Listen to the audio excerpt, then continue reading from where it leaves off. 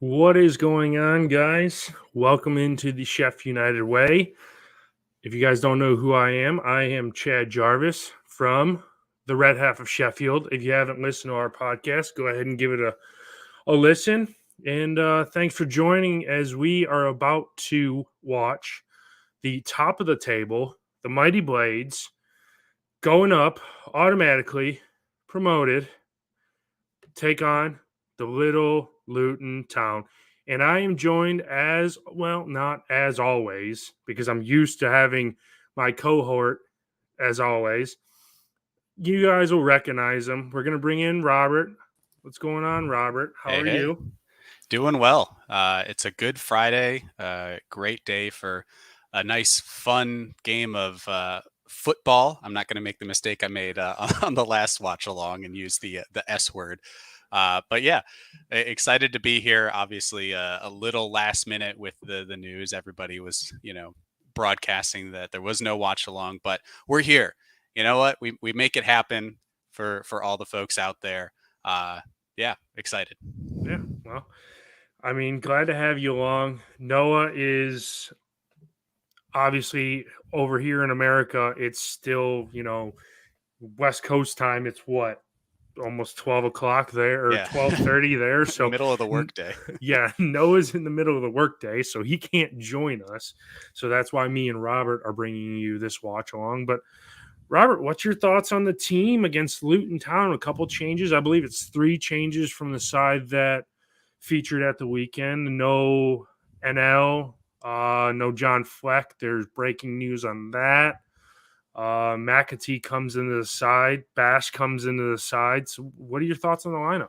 Yeah, well, obviously a Blades team, top of the table, nice 3-0 drubbing of Blackburn Rovers last time out. But yeah, a lot of changes. Obviously, you don't want to change a winning side if you don't have to. But I think injuries are more driving the decisions today than anything else. Yeah, so Ahmed Hazic going to the bench. Nick and Hal in the match preview yesterday were talking about he was one of those listed as having a minor impact injury. So he's made the bench. So hopefully that means it's not too serious. On the other hand, losing Kadra and Fleck from the starting 11 and the bench for today's game could be a bit more serious. You hinted at it. We don't know exactly what their 2 injuries are, but news in the Twitter sphere that I've been following so far up to game time has indications of Fleck maybe fracturing a leg. No news on seriousness there, and Kadra having an injury that's going to keep him out for a short stint. But I think it's going to do us good, affording some younger players game time. As you can see, our subs are really young. This is our kind of youth team from last year coming up with Arblaster, Asula, and Jebison. Getting McAtee game time, I think, is good. And of course, Chris Basham made an appearance last match. And so getting him the start at his natural right center back role, I'm happy. It's good to see Bash back in the side, even if it means Anel is relegated to the bench for a little bit. But I'm not too worried about that. Yeah, that's one thing we don't want to see the injury list keep piling up because, as we all know, what does this put us at? Like 10, 11 injuries now with, the likes of Fleck out and Kadra out. It's like, this is what our 6th game of the season. If you look at our bench to start the season, we had so many players, and now I went to go fill in the lineups earlier, and I was like, wait a minute, is that all we have on the bench? I'm like, oh man, we're getting really short staffed. So It's not like we can really, make a whole lot of changes because if Ahmed Hadzic has that knock, you really only have Doyle, Arblaster, and Osula, Jebison, and Brewster that can come in. I mean, you're not going to have a goalkeeper change unless something happens to West, but I mean, Right. We're not going to make 5 subs in this game, I would assume. So with such a quick turnaround to Reading on Tuesday, it's almost getting to the point where, with the games piling up, us not having healthy players, hopefully not playing, hopefully Hecky has a plan to get these players rotated and get them, some rest for the new the fixture congestion that we're going to have. But apparently, from what I've looked at the schedule isn't as bad in September as it has been to start to start this season, where it seems like we're almost playing every 3 days. I think we only have 2 weeks in 2 midweek games in this month, but we also have an international break towards the end of this end of this month, so which will help us out a little bit. Yeah, definitely. I think the fixture congestion at the beginning of the season, just due to the winter cycle, World Cup in Qatar, definitely we're seeing the impact of that in August. But obviously, we're also knocked out of the EFL Cup, so we don't have that to kind of bog down our schedule with midweek games. So yeah, it should slow down a little bit, give us time to get some of these other players back and healthy. But yeah, you make a good point about that. The back line, especially if Admin Hodzic isn't fully fit, and to come in and play, and if it's more than just giving him a rest, then who we can't really bring in anybody for the defense. And honestly, our midfield really only having Doyle and Arblaster as subs, and then we have 3 strikers, as folks are pointing out in the chat. I mean, it's a little concerning, specifically when we're only starting with 1 striker. I don't think we're going to see all 3 of them today. Yeah, right. Maybe we put 2 strikers on at one point, but that's kind of it for the subs that we can make. So yeah, I would probably put money on not using all 5 subs today. Yeah, I mean, well, let's go ahead and look at the Luton side. I mean, everybody's gonna see that name. There he is, scrolling across the bottom. Luke Freeman, of course, starts against his old club. And do we envision a Luke Freeman 4 or 5 goals showing appearance today? Does he solely carry the team and be like, I know how to beat this side, I'm gonna go and score all these goals? I don't personally see that, but I don't know where your thoughts are, Robert. I mean, considering he didn't really play much for us in the last couple of years. Yeah. So Freeman's one of those interesting cases where he came in, we all thought he's going to bring energy, he's going to bring something different to the side and attacking midfield at a time when we didn't have a true attacking midfield presence. But the formation that Chris Wilder used didn't really afford him a spot on the team sheet. And then switching to Slavisa with trying to play wingers, again, his form left him out of that side. And then Heckingbottom going back to what we were used to in the back 3 formations. Freeman really wasn't going to be able to find a spot. And then you add on top of it Njai and Morgan Gibbs-White last season, really not letting anyone else in the side when it comes to attacking midfielders. So whether it was Freeman really not being that good of a player, or whether it was just the timing of his time at Sheffield United just not lining up with him being able to kind of win a spot in the starting 11, we'll see. I think for Luton, though, it's a good signing. It's a cheap one, obviously a free transfer there for them, and that's kind of in their business model. So and so far, it seems like it's a good fit. He's been playing well for them.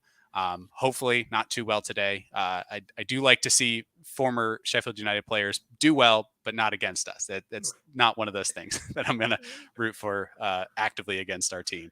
Yeah. But the other fun inclusion in the Luton Town side is, of course, Ethan Horvath, the American in goal. We've got a whole crop of American goalkeepers playing over here in England this year. We got Horvath here. We got what's his name, Matt Turner up with Arsenal on the bench, and then Zach Steffen getting the starts at Middlesbrough this season, although it's not been too good of a start for them this year. But yeah, so the goalkeeping union for the Americans is strong over here this season. I almost wonder if the United States is going to try and play 4 or 5 goalkeepers. I mean, it's hard to, as many as we have out on loan at all these, as you just mentioned, all these teams in England, we'll just put 4 or 5 in goal and we'll concede possession. We won't score any. No. Maybe but we'll never let a goal in with 4 or 5 keepers. Absolutely, right? And you just put Pulisic up there on the penalty spot when it comes to the shootout and everything. Like, we'll be fine. We Exactly. just Yeah, move we'll on be fine. penalties. Yeah, we'll just win. We'll just win every game on penalties, and at some point we got to have goalkeepers learn how to take penalty kicks, and then Yeah, we'll be all fine. But easy. yeah, how do you think we stack up against this Luton side going into today? Do you Uh, think? I mean, do you think it's going to be as convincing as Rovers was at the weekend, or do you think it's more of a tight game because they have a good side? It's not like this is a middle of the road where they kind of are right now in the league. They're kind of mhm. underperforming. I think they're only on 4 points to start the season.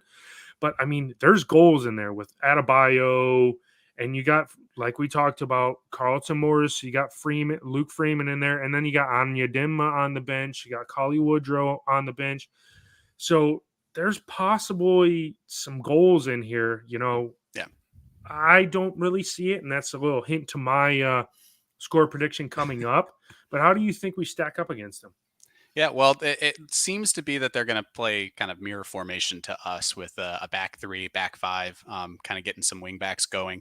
It's just a difference of like the midfield and striker kind of lining up and how they line up against us directly.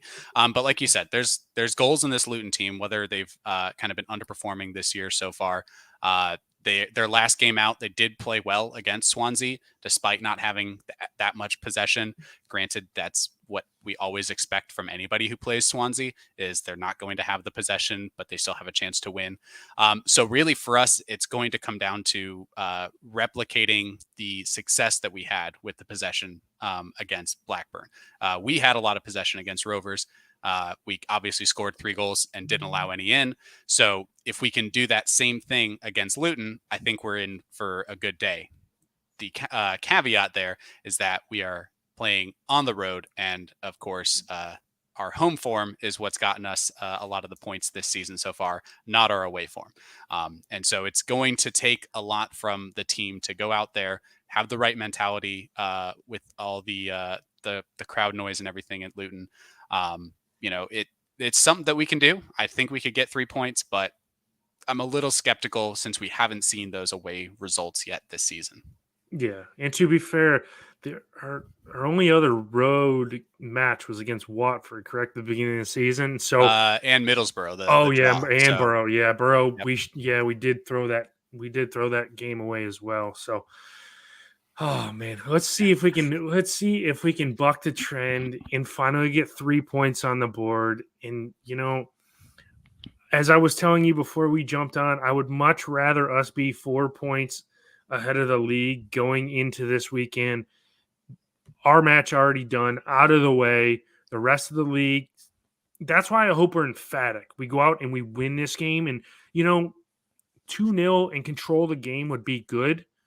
But just like an emphatic win that we're just gonna choke the life out of you, and we're not gonna let you score, Mhm. and we're gonna, you know, we want to show the whole league that we can dominate anybody we play with, whether it be home or away, and then strike fear into the rest of the league and make it harder for them to like, oh God, we got to play the Blades. Oh, it's going to be tough. Maybe when we come up against some of those sides, it makes it easier for us. And then, we can start to continue to grow our gap and have this Yeah. league sealed up by Christmas, and we won't have to worry about anything, right? That'd be the easiest thing to do. What is this optimism I'm hearing from you?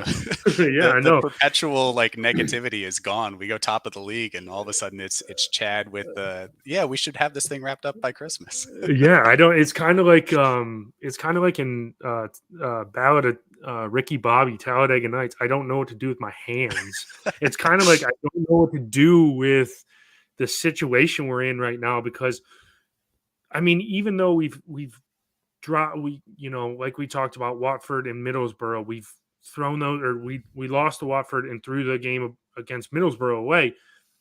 I don't really think we've had that bad of a game to Mhm. where you're like, oh my God, there's no hope in this team, and we're terrible, and we're not gonna go up, we're not gonna make the playoffs. All this, it's kind of like almost made me turn a new leaf to be like, oh wow, you know, this is a good side. We have a chance to do something big, and then you listen to all the other podcasts that are giving us the verbal bouquets and waxing poetically about how great Sheffield United are, and you know, it's hard not to buy into that hype, and that's what I'm kind of like, I don't know, on a razor's edge about, and it's just Yeah. like, man, should I believe the hype? Should I not? And I was like, well, for the watch along, I'll just believe in the hype, and we'll just roll. We'll just roll with it. We're gonna win every game, and we're not gonna lose. And hey, it is what Yep. it is. Top of the league, win the league by Christmas, and it's over. Yeah. Yeah. So then are you going to roll that hype then into your score prediction? Because you hinted that maybe a pessimistic score prediction, but you want to believe the hype. What are you going with, Chad? I don't see. This is what I've got. This is where I like wrestle with myself back and forth, and it's like my heart says one thing, my head says one thing. After everything I've been reading all week, it seems like it's going to be a 1-1 draw.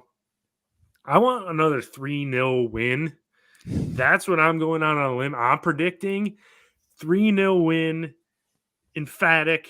The rest of the league fears us. That way we can get how many points, how many total points are left? Because we're going to take 3 points the rest of the season. So we're going to have at least 100, if not more. And, it's going to have it locked up with about 15 games left. And I'm just going to kick my feet up and be like, yes, this is what I always wanted. Yeah. Well, before I give my prediction, we'll go through some of the folks here. So we got a 2-1 to the Blades. I also saw, let's see, Simon predicting the draw, the 0-0 draw. No Oh goals no, in not the game. that. That would be boring. Oh We're gonna have no, to I don't want that. 0-0, come on. a 1-3. I'm guessing Sheffield United with the 3 from seems like a Bournemouth fan. Thanks Yeah, for showing up. It's not even your team, but we appreciate the support. yeah, welcome. Um, W and G fan says the 1-1 draw. So, yeah, I think Luton is playing better. They did win their last game, so getting them back in form, a draw at home against top of the league would be a good result for Luton, I would think. So another one would take a point. Justin, absolutely. On the road, we're taking at least a point. That's where my head's at. But my prediction, I'm going to go 1-0. Low scoring affair, but I think we get the goal. And I think it's going to be a set piece goal. I'm not going to say if Yes. it's a Norwood free kick or if it's a John Egan square head corner, but it's going to be a set piece goal. That's I love the prediction I've got. I love set piece goals. Those are those are my favorite type of goals. Noah knows every time on the podcast when he gets asked for a score prediction, I give the score prediction. I always say a corner. It's going to be one of our center backs is going to Yep. score it. So I like the emphatic, yes, a headed goal. Yeah. Oh, 3-0, 18-1. That's pretty good odds there, Wayne. Yeah, pretty good. We'll take that. But to that, then he says earlier in the comments, put on a better Blade shirt. What's wrong with the pink one? No one likes this shirt. I love this shirt. So I think there's a little bit of the the shirt's probably fine by itself, but when you add in how did we perform that season? Oh yeah, right. You gotta balance it out, and all I picture in the pink shirt is John Lundstrom, and I don't know why. Yeah, that's Like I it's get that only vibe. Lunny. Yeah, So yeah, that's for sure. But I mean, I love it. When I saw us debut it, I was like, I have to get that kit, and then everybody's like, no, it sucks. It's ugly. I think it's cool, and I'll wear it from time to time. But since we're away, I didn't want to wear a home shirt, this that's year's fair. home shirt. So I figured I'd get until they put the away shirt on sale sometime next March. When you can pre-order it now, but it won't be available to the middle of next month. Right. Yeah, I've got to do this is my only away shirt because I didn't get the away shirt from last year. But yeah, I don't know, man. That's it. I personally like the shirt. I thought because it has like that little like faded pattern in it, right? Like that you can't really it's almost see. got like a camo. The camera really doesn't pick it up. It kind of looks like a broken pattern around And see, here. I like that kind of like hidden almost watermark Yeah. style on kits. But for me, I didn't like that shade of pink. It looked too much like you washed a white shirt with your red clothes and it Yeah. bled through. If Yeah. it was like a little bit like sharper of a pink, I don't know. But that's me personally. I'll embrace the hot pink like no matter what. It's all good. So, but it is a good shirt. I did like it when it came out that season. Um, so some other score predictions. We got Chris with a 1-0 for the Blades, a penalty. Okay. All He's right. got a bet on it. I like we got a little Yep. bit, a few gamblers in here. uh, Raleigh, very tough game, 1-1. Yep. So that obviously could happen. Luton, a good side. We're at their place. We've not been the greatest on the road yet, so we'll see. I'm trying to remain positive, but Yeah, yeah, and like I said, that's all I had heard and read, on Twitter. Everybody's an expert on Twitter. It's all 1-1, 1-1. Don't see us getting a 3 points. Am I gonna be the only one to say, hey, I mean, there's only a couple of us in the chat that said we're gonna win and get the 3 points. Come on, man. We're yeah, top of the league. The Mighty Blades should be able to go in there and do a job over Luton Town and not have any problems. But I yep, could be proven wrong. I just hope it's not a drab 0-0 draw like some of these Friday night fixtures, Friday afternoon over here. They can just be the most boringest of games. I guess because it's under the bright lights and Sky has it picked up over in the UK, and it's streamed over here on ESPN Plus. I just some of them can be boring, and then you yeah. have some of them that are like enthralling. But I'm Right. It's hoping we, it's either you want to score all the goals on prime time or you don't want to lose on prime time, yeah, and that's you're going to get one of those two results, right? No one scoring anything or everybody scoring everything. yeah, and what we have to look forward to is probably one or two gaffes by the ref because it always seems to happen when they're on the big times, the bright lights. Yep. So We is got there to a get their moment in the penalty? sun. Is there a penalty not given? Is there a handball? Is there something? Is there a red card given? They love to throw the red cards around because you can clearly see. Well, in the Sunderland game a couple weeks ago that was broadcast over here and was picked up by Sky. Red cards and yellow cards were a thing of Oh yeah. of the night. So I mean, Yeah. it's Should have no had more, surprise. but Yeah, but he gave his one early and then was done. yeah, then he flashed him a bunch of yellow cards, which some of them should have been red, so they should have been down to about what 8 or 9 guys, I believe. But Hmm. um, yeah, so we are about 8 minutes, closing in on 7 minutes away from the Blades traveling to Kenilworth Road to take on the Hatters of Luton Town. And if you guys are just joining us, my name is Chad Jarvis from the red half of Sheffield / Sheff United Way Watchalong deal. And I am joined, not as always, by Robert Kitson. You guys have obviously seen both of us pretty much, I mean, a lot since the start of the Yeah. season, which is, Hal and Nick I think called on us. I'm on like almost more watch alongs than the two of you guys, and I'm supposed to be like the fill-in backup. So, Yeah, right. but Well, no, it's been fun so far this season. I think the getting the American perspective of Blades football. Can again keep using that term yeah, football. there No you go. mistakes again.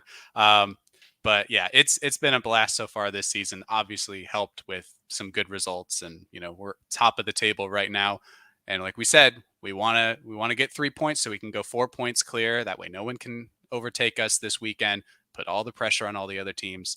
That would definitely be a statement of our intent. If we can turn around this road form, if we can get some early goals. That's what Noah and I would always like to say. Early goal, and Yeah, both games we watched, we got goals within the first 10 minutes. So um, yeah. maybe. I would love an early goal just to take my nerves. I don't really have as much nerves because I'm joined along with you and then everybody that I know that's watching it in the chat. So my nerves aren't as bad as they usually were to where I was just watching on my TV. I would stream it to my TV and watch. I would still get up and yell and holler.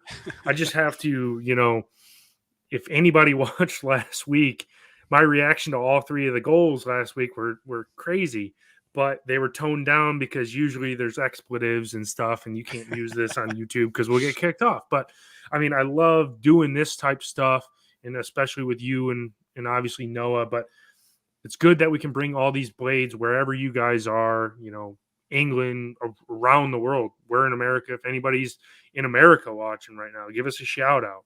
But yeah, we love that you guys join us. And remember, if you haven't subscribed to the channel, do it.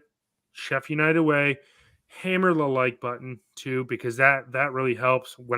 I know when I'm not in the stream and the watch along, I'm over there just hitting the 500 like buttons and watching my little guy pop up there like. I don't know if that does anything. I don't know if it counts as one or counts as 500, but yeah, the better, or the more that watch, the better. And you echo the same things, Robert. So yeah, let's go and get a convincing win so we can send the people in the chat out with happy into the weekend.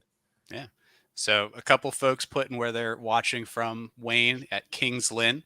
They've got a non-league club there that's done pretty well recently. So National League, National League, yeah. And Stuart from Oxford, Mississippi. Stuart, obviously a long time viewer of the Watchalongs. I always see your name pop up, Stuart. So good to see you again. The broadcast has started for us. They always kick it off about 5 minutes before game time, showing the table with, of course, Sheffield United on 10 points, top of the table, 3 wins, 1 draw, 1 loss. Pretty decent goal difference too. So I really like to see that. So yeah, put in the chat where you guys are from. If you have some more score predictions, we've got another 3-0 score prediction here. So although Sheffield United, we have to always correct it, but that's okay. We still like the optimism there. 0-2 to the Blades from Jim Phipps, of course. That would be a great score line as well. Just looking for 3 points, as much as we can get today. So, the ground looking good. Got some folks out on the pitch waving flags around. Teams have not yet come out of the tunnel, but they are about to. Everybody's lined up behind the referees for today's match, which I believe, I don't remember the guy's name, but he was the same ref that we had for the West Brom match in the EFL Cup. Yeah, I can't think of his name. It should have it. David Webb. David Webb is the referee today. So here they come out of the tunnel. The away kit looks, I like it. Pretty good. Yep. There's a lot of hate out there. I like it though. Although I will say, I saw an ad for Premier League games for this weekend, and they had Southampton's kit, and it's white with a red stripe down the middle, but it's a wide stripe versus a narrow stripe, so it's a little different. And I'm sure we had ours designed before they had theirs. So do they have the same kit manufacturer as us? Look at us repping the non-kit manufacturer too. Yeah, I did not catch who made their kits, but yeah, definitely a wider stripe for them. So the teams have walked out now. Camera obviously following Luke Freeman, one of the many storylines of this game. Of course, Freeman being with the Blades for the last couple seasons, not getting a lot of game time, and then moving on a free to Luton Town this offseason. We've gone over the lineups quickly, but we can put those up again. We'll start with the Blades. In goal, we have Wes Fotheringham, back line of Baldock, Basham, Egan, Norrington Davis, and Lowe. Then you've got Berga, Norwood, McAtee, and Njai in the midfield. And, of course, Ali McBurney getting a second straight start up top. I think we hopefully can see a goal from McBurney today, maybe? Hopefully. I can't. He can't have a game like he did the other day and not score, because if he does, I am going to just not be very happy with him, because one, I haven't seen a lot of strikers have that many opportunities and not score one. And 2, you got to come good at some point. Your price tag has got to deliver. We've said the same thing about Brewster, but he seems to have unseated Brewster at the moment. Yeah. So I don't know if the work rate of McBurney has got him a start, earned him the start, and Brewster's just kind of riding pine for the minute, Yeah. or Hecky's Hecky. He always likes to. We never see the same striker up front. So maybe he's going to give McBurney a run of a couple games, then he'll slot Brewster in there. Yep. So definitely some good things to consider, and we can chat more about that as the game moves on. Quickly before we start, the Luton Town lineup: Ethan Horvath, the American, in goal for Luton Town. They've got a back line. We're guessing another back five similar to the Blades, with Bree, Burke, Lockyer, Potts, and Bell. Then a midfield trio of Campbell, Clark, and Freeman, and then up top Adebayo and Morris. So as the teams get set to line up, got Luton Town, everybody hands over shoulders in a line at the center circle, blades spread out, assuming some sort of moment of silence or some kind of pregame thing here for Luton, but not exactly sure on that. Yeah, we were lined up ready to go, and then I guess we all went arm in arm here on the center, or on the center circle. They're all Mm-hmm. lined. Oh no, we're ready to go. We're ready to go, and they're all lined up. That's kind of weird. Yeah. But hey, who knows? I mean, it's weird, but let's go. Come on, you red and white wizards, as Noah would say. This is for you, Noah. Come on, you red and white wizards. Absolutely. And referee about to kick us off here, and we are underway. Ball out to the right-hand side immediately, and Luton with a good clear, moving up the ball to Morris and Reese Norrington Davies jockeying for that ball. A little tussle there. Oh, he's holding him. I don't know. Those are weird kits by Luton, by the way. I'm just gonna say that to start this game. Yeah. Those are really weird, odd-looking kits. You can't even read their front. You can't even read the sponsor on the front. Mm-hmm. Yep. And early free kick going the way of the Blades. Morris called for the foul on Norrington Davis as they tussled for that ball. Long kick by Wes off to the right-hand side. Norwood picking it up and clearing it over the top to it's Njai there trying to jostle for the ball, and it is out for a Luton throw, although Illiman claiming that that was off of a Luton player. Really getting in the face of the ref there. Don't get a yellow card. Yeah, really early to be getting that upset. So got to watch some tempers there. Yeah. Potts with the throw for Luton. And Berga winning the ball and trying to clear it back to the center. McBurney goes up for the head, but does not get it. And it's back with Sander out wide to Baldock, who crosses it in, and it is cleared by Burke from Luton Town and out for a Blades throw. I'm not liking this. You must be a couple seconds ahead of me, and Oh, I'm usually ahead of I'm usually ahead of Noah. So I'm like, oh man, here we go. But we started well. It seems like we're going to have a little bit of possession in their half, pin them in, and hopefully we can do what we did to Rovers at the weekend to Luton. Yep, definitely. Already seeing some good pressure, especially down on this right-hand side. Baldock getting the ball, wiping it off for a second consecutive throw in here. Gets it towards the edge of the box to McBurney, who does get in the way of the clearance, so it is out for a Luton Town goal kick. We're on 2 minutes and 15 seconds right now. If you are watching and want to try to sync up your game clocks at home, I don't know how easy that is. I've never actually tried it. Usually if I'm watching along with these in the past, I've just kind of stuck with wherever my time is, and I'll like pause the YouTube stream, whatever I'm watching on to try to line up. But yeah, to link it up. Yeah, it makes sense, but you can't. It's weird to do it on the ESPN app. Yep. So a little bit of head tennis right now. Center circle, McAtee trying to clear it out wide to low, but neither of them can pick it up. And it is Campbell making a run. A missed tackle there. Luton had the ball in the box, but it is a misfire from Morris. Goes out wide and not threatening Wes on the goal.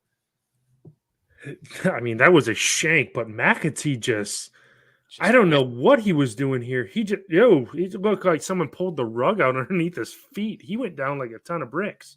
Yeah, I'm not sure. Is there some moisture on the ground, or did he just miss that tackle really bad? But a little bit of pressure there, and from Luton, I think that's what we're expecting to see from them, right? Is those counter attacks, the quick get the ball up quickly and try to score, knowing that they're not going to have as much possession of the ball. Yeah, I think that's what most sides are going to try and do against us. I don't think teams in this league are going to be able to match us up, possession for possession. I think it's going to be more of we'll concede possession to you and try and get on the counter. Yep. So a good ball through to Bergen now, working in the middle of the pitch, out wide to Max Lowe. The Blades have done well to get some good possession here. Ilman Jai now with the ball, running back and getting it out to RND, who is basically being wrapped up in a hug there by Oh Campbell. my No foul called. And What? now out for a Luton throw in off of Reese. But yeah, I don't know how nothing's called there. I guess maybe they're grappling each other, but kind of a silly decision. Yeah, I don't really understand what's going on there. Yeah. No, I I mean, guess that was like actually a it was a bear Blades hug. throw. Yeah, this is a mess right here. See, I told you the refereeing gaffes we're gonna have here because of the bright lights. Yep. And out for another Blades throw in, and Dye getting some good pressure and forcing the quick clearance from Burke for Luton Town. So Max Lowe off to the left-hand side here, about 6 yards away from the corner flag, going to throw this in. This is kind of where we missed that Jack Robinson long throw, huh? Yeah, Jackie Long throw. We need this. He would plant this bad boy right in the box, and now it looks like, yeah, it wasn't that good of a throw in. We Yeah. had to work something off of it. It was almost like a training ground exercise, not having Jackie Long throw in the game to be able to do that. Yep. So out for another throw in on the right hand side. Looked like Luke Freeman causing that one to go out. Yeah, that throw in ended up going to the box and then kind of working its way through the midfield out to the right hand side. James asking the important questions: where are Hal and Nick? So this season they haven't been doing the watch-alongs, but Hal, of course, ever present in these watch-alongs in the chat, saying he's watching with his nephew Theo. So obviously good to see you, Hal, in the chat. Up the Blades, of course, and yeah, Hal's got big news that he posted on Twitter recently. I was about to say, yeah, big news. I'm surprised he's here. I figured he'd be in his big Cyprus, house or whatever he's moving into in Cyprus. Yep, mansion. I picture him in one of those Greek villas, right on the Yeah, oh yeah, Mediterranean. yeah. That's what I out figured he'd be in. tanning all day under the olive tree. Yep. I'm sure that's exactly what he'll be doing. So Hal, if you're going to do otherwise, let us know in the chat right now. So ball went out for a goal kick for Luton on 6:45. Ethan Horvath kicking it long out to Luton's right-hand side, and McAtee with the header, not really going anywhere, falls to Reese Norrington-Davies, who tries to head it forward and just bouncing around a little bit. Norwood getting ahead to it. And of course, Njai actually getting the touch that brings it down right to Sanderberga, making a nice run, passing it out wide to Baldock, cuts it back into the middle right now for Ollie Norwood, passes up to McAtee, but loses the ball again. Not the best from James McAtee so far this game. No, he's had a couple of gaffes. Obviously, giving the ball away, and then whatever that half-hearted tackle was about 5 minutes ago. Yep. Whew. And some decent pressure from Luton there. A good cross, but that is seen and cleared by Chris Basham with a nice head. And Jai now with the ball up the left side, but poor touch trying to pass it. And Luton again with a long ball over the top to Adebayo. And Egan takes care of that, but almost stumbles into the ball there as he sees that one out. Adebayo claiming a handball on Egan. And he's got a decent reason for that shout there. But it looks like it's going to be a throw in for Luton. It didn't look like Eads did it on purpose. You know, he No, was no. kind of like stumbling down, and his arm was there, and the ball bounced up and touched it. So there was nothing that was going to be given. We got to get this we got to take this Luton Town pressure away. It's a little bit nervy right here. Yeah, and a decent cross into the area, but it is cleared away. Luton recycling possession from the left-hand side. Ooh, a nice step over by Amari Bell, and Baldock does a nice job to clear that one out for another Luton Town throw. Yes, McAtee is playing. However, I don't know, Chad, if you thoughts on McAtee's performance in the Not first the best. 9 minutes. Yeah, Not the best. He hasn't done like I was hoping he was going to do, and grab this game by the scruff of the neck and control the midfield. absolutely. But to be fair, we had and that's a goal for Luton. Wow. Carlton Morris with the header, seemingly just kind of nothing cross into the box, and a very easy header, caught Wes unaware, puts it in the far side of the net, and Luton have the 1-0 lead already. Oh man. It comes from a long throw, cleared back out, and Bell putting a really, really good cross in that Morris takes care of very easily. I mean, that was just no one even went to no. It was a simple numbers game in the box, and the cross comes in, and Bash and Norwood get almost confused at who's marking who, and it just it just goes in. Man, this is not how I want us to start. Oh, but we have to come from behind. So a little bit of adversity will show where this team is. If we can come back and win this game going a goal down, I'll be fine with that. But man marking in the box. Yeah. As Simon's pointing out, way too much space. Absolutely no one marking Morris. He was kind of between Baldock and Norwood. They both let him go. And Bash, of course, kind of covering other runners into the box there. So hard to say who's at fault. Maybe Norwood, but Baldock also kind of left the area and tried to step out to Bell on the far side. But play has resumed. Luton now with the ball again, working it up the right-hand side. Another decent cross, but does not meet a Luton head. And Baldock collects and recycles possession back to the middle.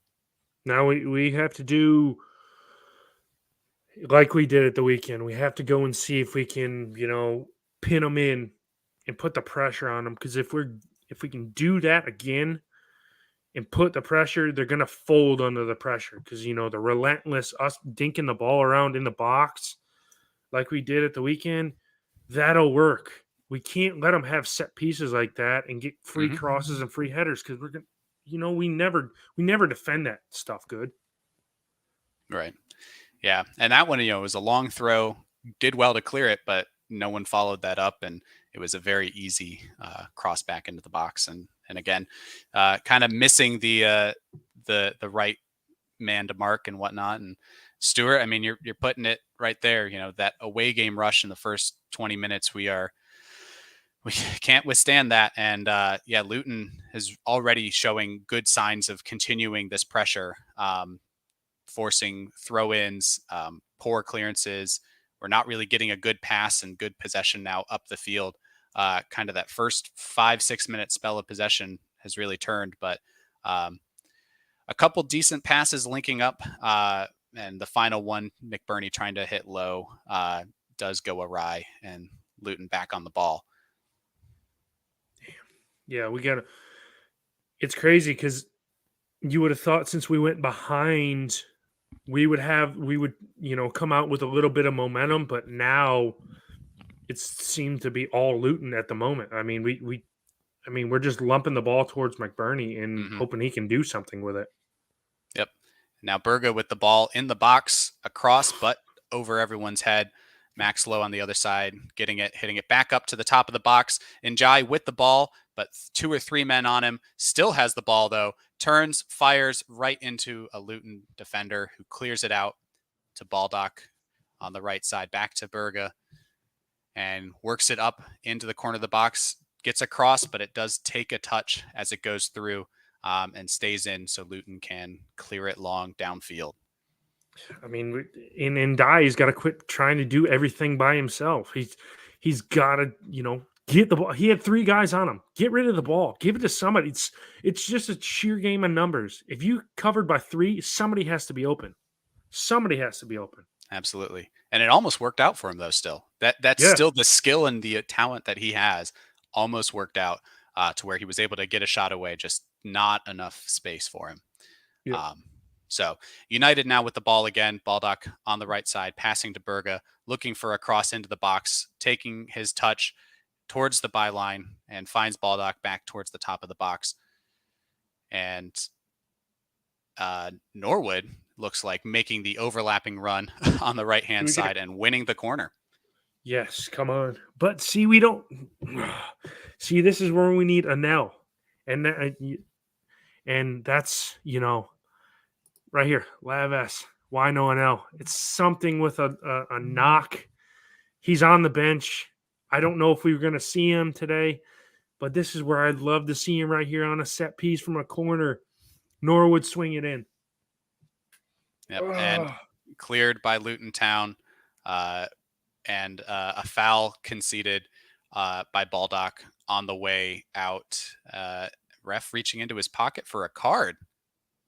That seems a little weak for a card there, but I guess I would have said shoulder to shoulder on that push, but the ref had other ideas, and as it would have been the last player for Luton, deems it a tactical foul and pulls out the yellow on George Baldock.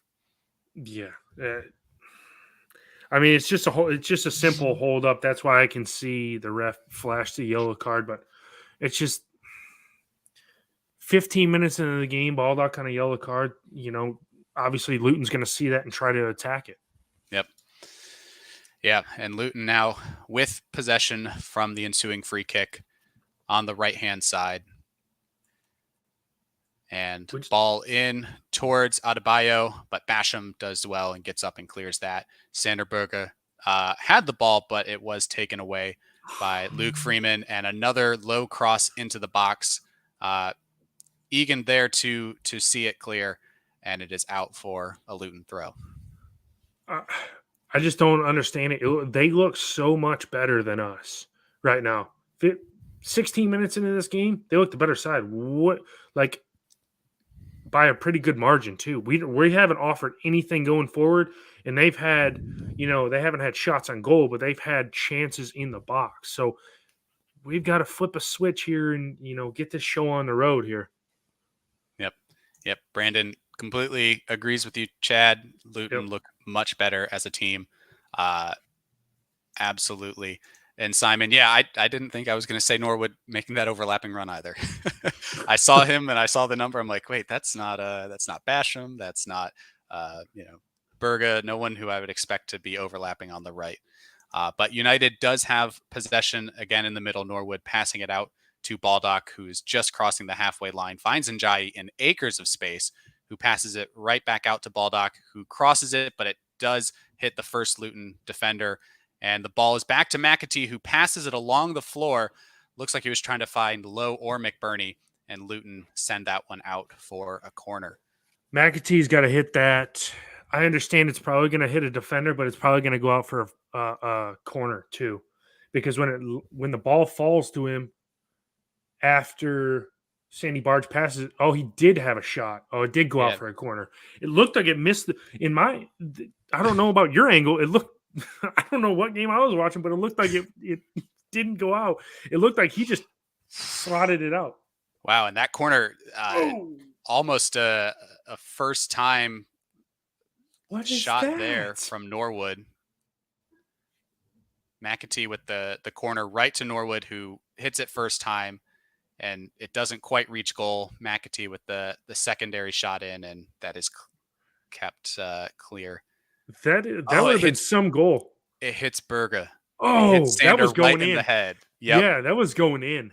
That was It was 100% going in. wasn't even a Luton player. Man, that And was then close.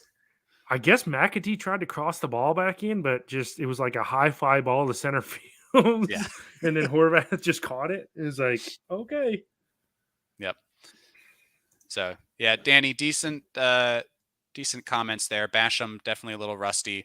Berga hasn't found his form yet in the match. I think part of that might be not used to playing with McAtee.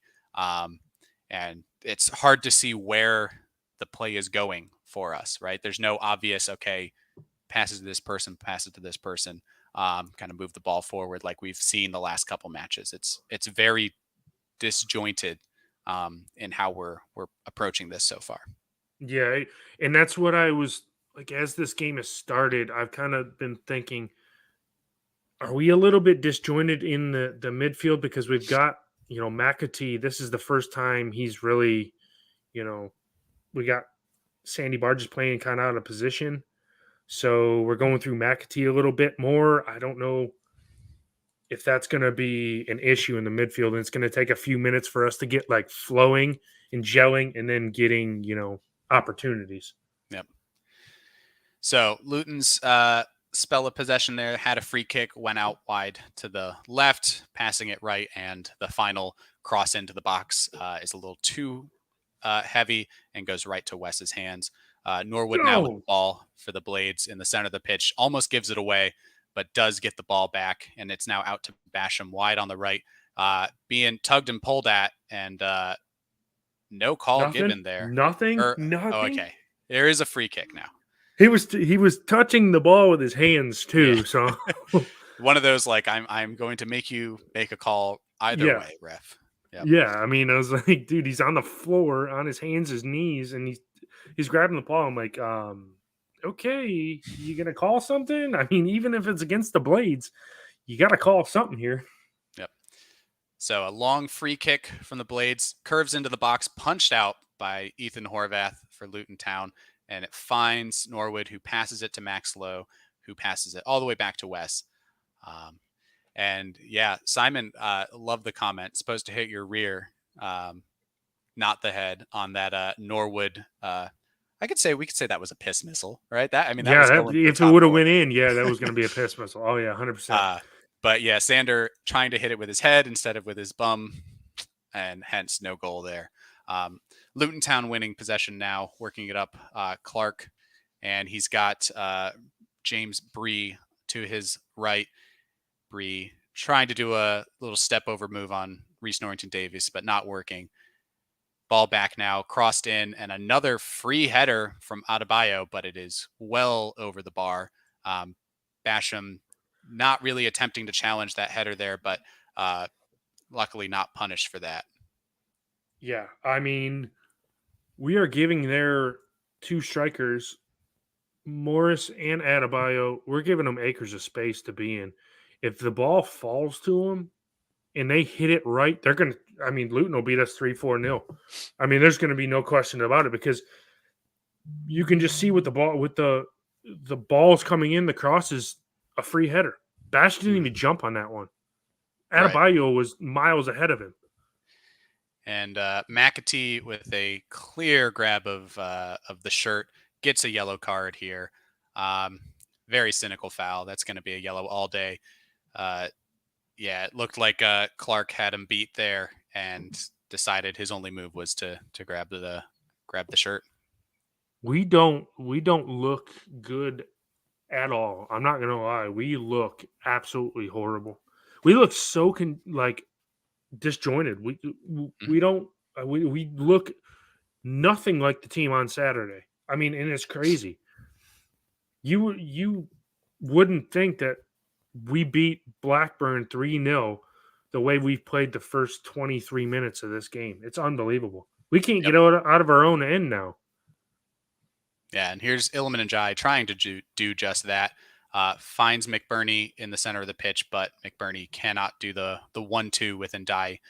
But they do win the ball back. Max Lowe in the middle back to Norwood, and now over to Reese Norrington Davies on the left, who has McAtee crossing over him, but the ball into the box does not find McBurney.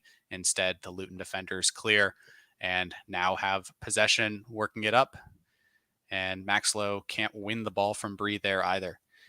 And yeah, just another couple passes and final few just not finding the right targets. And Luton with the ball now out for a throw for Sheffield United. Match. Yeah. Looks like Carlton Morris and Reese Norrington Davies, somebody brought somebody down to the ground, and the ref's going to have a chat with the two of them to try to figure it out. Or I guess he's going to have a chat with Egan, or I guess Egan over there as the club captain or the team captain trying to figure out what's going on. But yeah, showing the replay there, they're both kind of grabbing each other. Well, I don't know. R&D took him down. Yeah, Morris grabbed him. Reese then took him to the ground. Then Morris prevented him from getting up, and so it's that's a little bit of that's both ways. I understand why the ref. I mean, fair play to the ref for not stopping it. Obviously, the play went out for a throw in to the Blades, but I mean, fair play. I mean, it wasn't like it was deliberate on both players. They were just going for the ball, and unfortunately neither one of them got it, and it turned into a little scuffle. But a little fight in the Blades, maybe something wakes us up. We need something to give us a spark, because we haven't done anything in this first half, and it's I don't know. Oh wow, I don't know. I'm lost for words right now. Mm-hmm. So slowly progressing the ball forward, Reese Norrington Davis with a second throw in on the left-hand side, finds McBurney, who is being pressured by, looks like Reese Burke on the left, and now Njai cycling the ball over to the right-hand side to Basham, who finds Sander Berge and can't get around his man and loses the ball. He gets pushed into the hoarding signs there, and Luke Freeman really being a nuisance there to Sander Berge. Ball through from Freeman, and just enough pressure from the Blades players that West can clear that up. But dangerous stuff there, and even Sander just not looking good. Yeah, we look like we're timid. I mean, this is a totally different. If you slapped a sign on the outside of this ground and said it was Bramall Lane, we'd probably play 10 times better. But since it's on the road, we look like we're scared to do anything. Yeah, and I mean, you got to think too. The too early couple yellow cards. We're just giving away free kicks like it's going out of style. Yeah, and Njai there giving a free kick away. Not happy about that call. Player does go down pretty easy for Luton, but he did give him a little nudge, and again, some words for the referee. So you can see not only do the Blades players look uncomfortable, but definitely the ref is getting under their skin just as much as Luton's superior performance so far. Yeah. So, and McAtee, long ball forward to no one. Very easy for Horvath there. I mean, I don't understand. I'm pulling him off right now. If I'm Hecky, I'm pulling him off, and I'm saying you're never starting for us again. We'll send you back, because he's been a disaster. He's been the worst player on the field by a mile. I mean, because no one else has little good moments, but other than that, he hasn't been worth anything. It looks lost out there. Mm-hmm. Yep. And Luton again with some decent possession, but we are able to get the ball back. And but only for a second, as Chris Basham dives in to a tackle, wins the ball for Maxlow to try to push the pace forward there. Norwood now looking for options, working towards the sideline on the left, and the ball is ricocheted back to Reese Norrington Davis, who sends it back to West Fotheringham. Now up the middle again to John Egan, who passes it wide right to Chris Basham. And Basham pushing forward, finding Sander Berge, back to Norwood, who first time hits it over the top. George Baldock now running into the box, crosses it low, and no one there. Iliman Njai probably a few yards behind that one, and it does go out behind the end line. Not sure if it took a touch on the way through, but Baldock here does a really, really good job. And that was He actually might a as really decent ping from Norwood too. he should have just had a shot. I mean, okay, McAtee taking him down again. He should be off. That's a yellow card. That's a red. You got to get him off. He's out there. He's lost. Mm-hmm. I mean, nothing I've seen out of him today has impressed me at all. And he's supposed to be this world beater, Man City greatest player since sliced bread. And you put him in our side, and he looks like he should play in the National League. Yeah. It could be one of those he's only played at youth level and not had those senior team minutes so far, and so maybe he will come good later in this season. But so far today has not been at his best. But the Blades do have the throw in on the right hand side, about at the edge of the area here. Ball into Sanderberga, who slowly working on Luke Freeman. Almost like Freeman's got a man marking Sander the whole time. Maybe a little bit of extra motivation there for Luke. I would agree with this. This is shocking. We look lost. Yes, Danny, we look absolutely lost.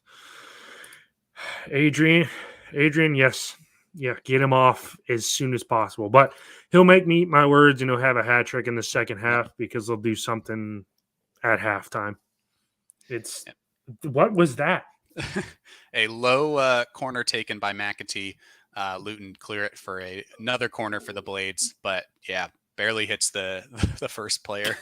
Get him off, dude! Get him off! You cannot make this up. You cannot make this up. This is horrible. Absolutely horrible.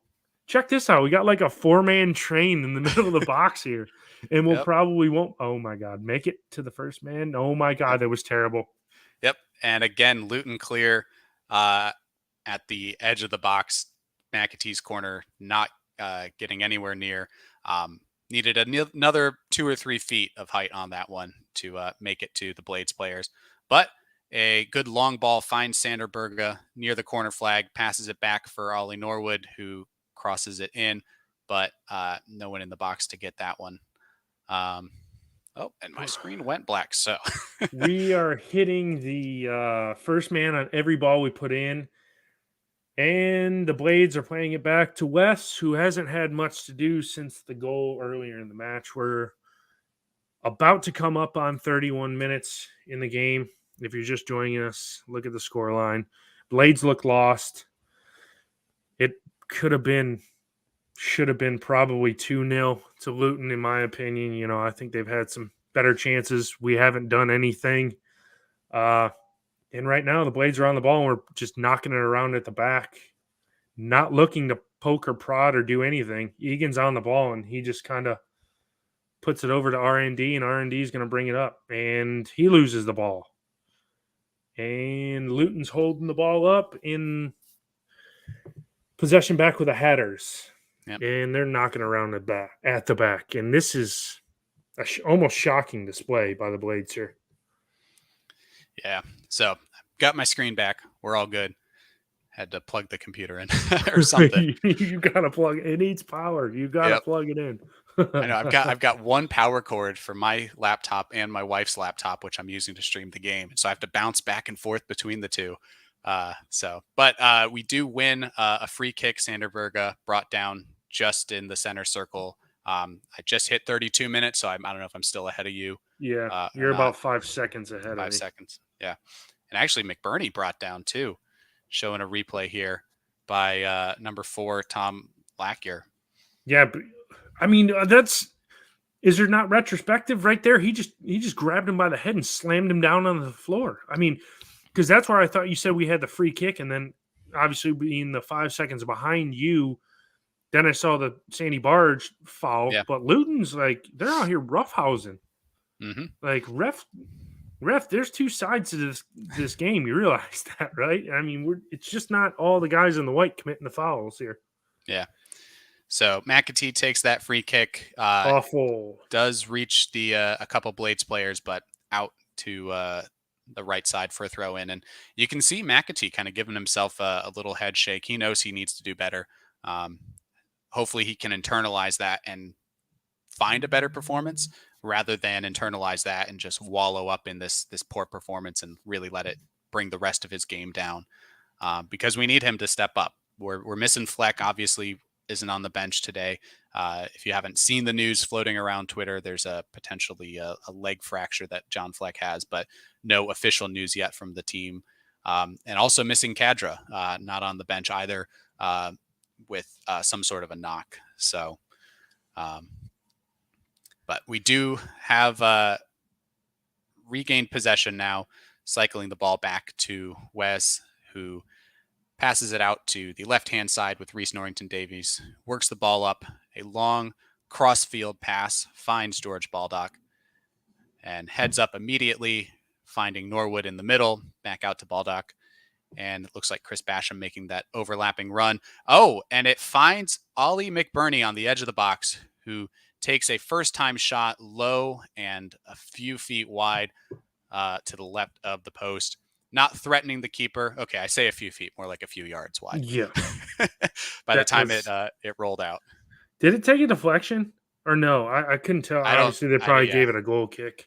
Yeah, no deflection, but there was some pressure on him. And again, trying to take that first time from a long cross, at least 30, 40 yards out. So he did a good job to get on that. And Blades have won another free kick just over the halfway line, and Jai taken down, as we had a few decent chances there. And Luton fans standing up, giving rounds of applause right now at the 34th minute. Unfortunately, without the game commentary on, I'm not sure who that's for, but I'm imagining it's a Luton player, teammate, somebody important to the club. We worked it very well into the box and then just gave it away. Yep. I think that shot by McBurney really sums up how this game is. And that one by Max Lowe as well. Yeah. Miles off of it today. Yeah. Miles a decent cross in by Norwood, was aiming for McBurney. Luton gets in the way, and Max Lowe taking the deflection first time again, and way over the bar into Rosette, as Hal would say. Who he must have saw one of his friends up there sitting in that end, and he's like, "Here, you want a souvenir? I'll serve you up one on a plate here." I'll say honestly, I don't know how far the stand goes back on that side, but there might not even be fans sitting up there where that ball went. Yeah, it's not a big ground, Kenilworth Road. I think it's one of the smallest ones in the championship. So it's more like a National League ground. I mean, I think it only holds about 11,000 fans. So it is packed to the brim, though, with supporters all the way around the ground. And I'm not sure the side that the camera's on. Are we on top of a stand here where the camera is? I'm trying to find that out. Yeah, so we are, the camera, for those who aren't watching, is positioned over the team benches. So we actually cannot see the coaches and the players until they switch to that like kind of close-up camera feed as the Blades have the ball. Reese Norrington-Davies crosses from the byline. McBurney jumping up for that one, but it's still another foot over his head, and it's cleared out for a Blades throw in on the right-hand side. But yeah, that camera angle is basically looking straight down at the coach's box and everything. And so, yeah, we can't really see them during course of play. And if the ball does get to that side, you're essentially looking down on the throw in and everything. So it's a funky angle for sure. All right. We got about 8 minutes left to go to halftime. We gotta do something. Show us a little bit of something here this last 8 minutes. Let's get a goal. Come on, boys. Goal kick. Yep. And another goal kick conceded by the Blades. Ethan Horvath now going to take his time, and Jai trying not to let him do that. And the ball is now out to Luton's left-hand side. A long pass up, trying to go over the top, but John Egan is smart to that and clears it, but only as far as 18 Jordan Clark. Luke Freeman now on the ball at the corner of the box, gets it into Adebayo, who passes it back to Freeman first time, and a low shot, powerful, but Wes is smart to that one. He gathers that one up. Not that threatening. And didn't see maybe that was Wes trying to clear that one long, but yeah, to no one. And it's What out is again. what are we doing here? I don't get this at all. So we go from a shot to just absolutely clearing the ball all the way out of play. Like we're not even trying to work anything or do any work from the back. We're just okay, we'll lump it. McBurney wasn't even anywhere near where that ball landed. So I don't Mhm. know what was going on there. This is unbelievable. This is Absolutely. shocking from the Blades. Yeah, and maybe it's speaking to Luton's kind of pressure that they're putting us under, but even then it's seemed like they've not had kind of won a lot of tackles. It's more we're giving the ball away than them winning Yeah, the ball we necessarily. are. Yeah, that's what we're doing. We're almost gifting them the ball in the midfield, and sometimes out of the back. Oh, that one that Norwood had, and he telegraphed the pass right to him. Luckily, it bounced right back to him. But it's just like, come on, guys, are you crumbling under the pressure of this side? I thought we'd be better than this. And this team was terrible the last time we played them Hmm. last season. I mean, they were one of the worst sides I've seen us play. And Yeah, now here they are, 1-0 up. and a Luton throw in gets past Phew. McAtee, loses that challenge. The shot taken cleared, and then again the Blades trying to pass the ball along, but cannot get that. McBurney pushed though, and no foul given. So Luton now with the ball again. Looks like Carlton Morris passing it out to Bree on the right hand side, who crosses it in. And Adebayo and Wes both going for the ball, neither one of them hitting it. And it's going to be a Blades goal kick. But again, another dangerous little spell here for Luton. Some good quick passing from Morris and Bree with a great cross, but probably a foot above Adebayo's head. And Wes choosing not to touch that one. But the Blades now with the ball, and McBurney does win a free kick. Got past Burke, and Burke this time is called for the foul, although he wasn't probably several times before that. Yeah, I mean, we can't hold on to the ball either. Like, literally, we give the ball away within 2 seconds of getting the ball. It's like, here you go. We have the ball. We touched it. Okay, we don't need it anymore. You guys can have it back. Yep. And it's just, it's so bad. And I mean, you got to credit McBurney for trying to draw something, man. Mhm. We got to do something to get something going here. But this Yep. is, let's see who's taking this free kick. That's McAtee. it. Ollie Norwood Oh, is standing thank over it God. right now, and it curves into the box. Heads go up, and it is not goalward. Uh, Ethan Horvath is able to run and collect that ball fairly easily. 41-25 right now, so a few more minutes of regular time left to play in the first half. And yeah, Luton still with the ball. Blades still without a shot on target. And Morris already with the ball for Luton. A good shove, but no foul called. And immediately McAtee loses the ball and Bree right through his legs, but Maxlow is there to win the ball back. McAtee pushed off the ball, and again, no foul called. Bree with He, the ball into the box for Morris, who works around Reese Norrington Davies, can't get the cross away. Ollie Norwood collecting the ball, and Maxlow puts it out for a Luton Town throw. this is McAtee has to come off at halftime. He has to. He's got to come off at halftime. He can't afford to be on the pitch at any more. As soon as this goes to halftime, you grab his shirt and say you're done. You're not going back out there because he's been shot. He's been terrible. Been the worst player by a country mile out here. Yeah, and maybe this is Tommy Doyle's time to shine, or maybe even give Ollie our blaster a shot. You know? Yeah, might as But well. I mean, we can't help. We can't be much worse than him because you can see the frustration sitting in on him as a person when his body language just looks awful. And it's like oof. you can't do anything. Dangerous here from Luton. Luke Freeman working the ball well across the penalty area here. Works it again out wide to Bree, who's got a pretty wicked cross on his foot.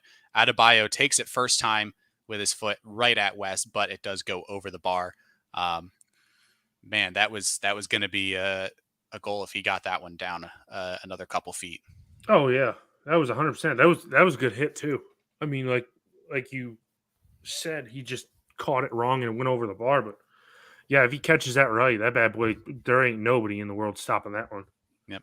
I mean, yeah, and Njayi now working the ball into the box, passes off to McBurney, who can't play the 1-2 with him, but Norwood wins the ball back and again given away.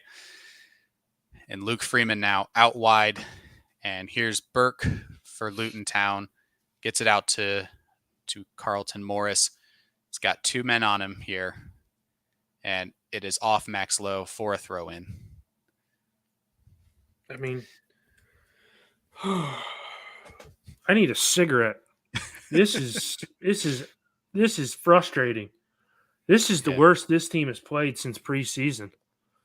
I mean, oh man, I'm not often left speechless very often, but this team is just top of the table.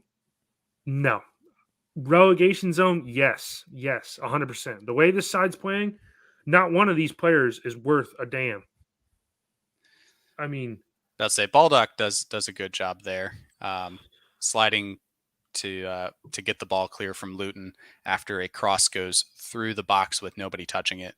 And Luke Freeman for Luton again with the ball, working it to their left-hand side now, and it's already through, but a good stop by Basham steps up and takes that ball away. And Njayi now passing it out wide to Berga, who, again, due to Luton's pressure, can't find Norwood. And Carlton Morris on the left side, already back with the ball. Reece Norrington Davis having his hands full all game with Morris. And Luton Town passing it back between Burke and Bree on the right-hand side. I mean, you might as well just let them have possession, because there's no point in us having the ball, because we just give it straight back to them. Yep. Thank God there's only 2 minutes at a time. And Egan clearing the ball that goes over the top there. Campbell not able to get to it before Egan clears. And again, another Luton throw on this right-hand side. They're looking very dangerous from this this side. And Bree with the long throw into the box, or right on top of the box there. And it is out for a goal kick on the back. Probably the first attack that Luton had that didn't end up going into the penalty area. Did you see when the camera flashed on that throw into the Luton goalkeeper? That's the first of them we've seen in, I don't know, about 15, 20 minutes, because we haven't had a sniff that down near that end. Mm-hmm. I mean, man, come on. Yeah. Yep. It says it in the comments, Danny. Yeah. You can see Doyle's been warming up, because heck, he's like, your boy, he's coming off. He's coming off. I'd have the bus warmed up to get ready to send him back to Man City, in my opinion.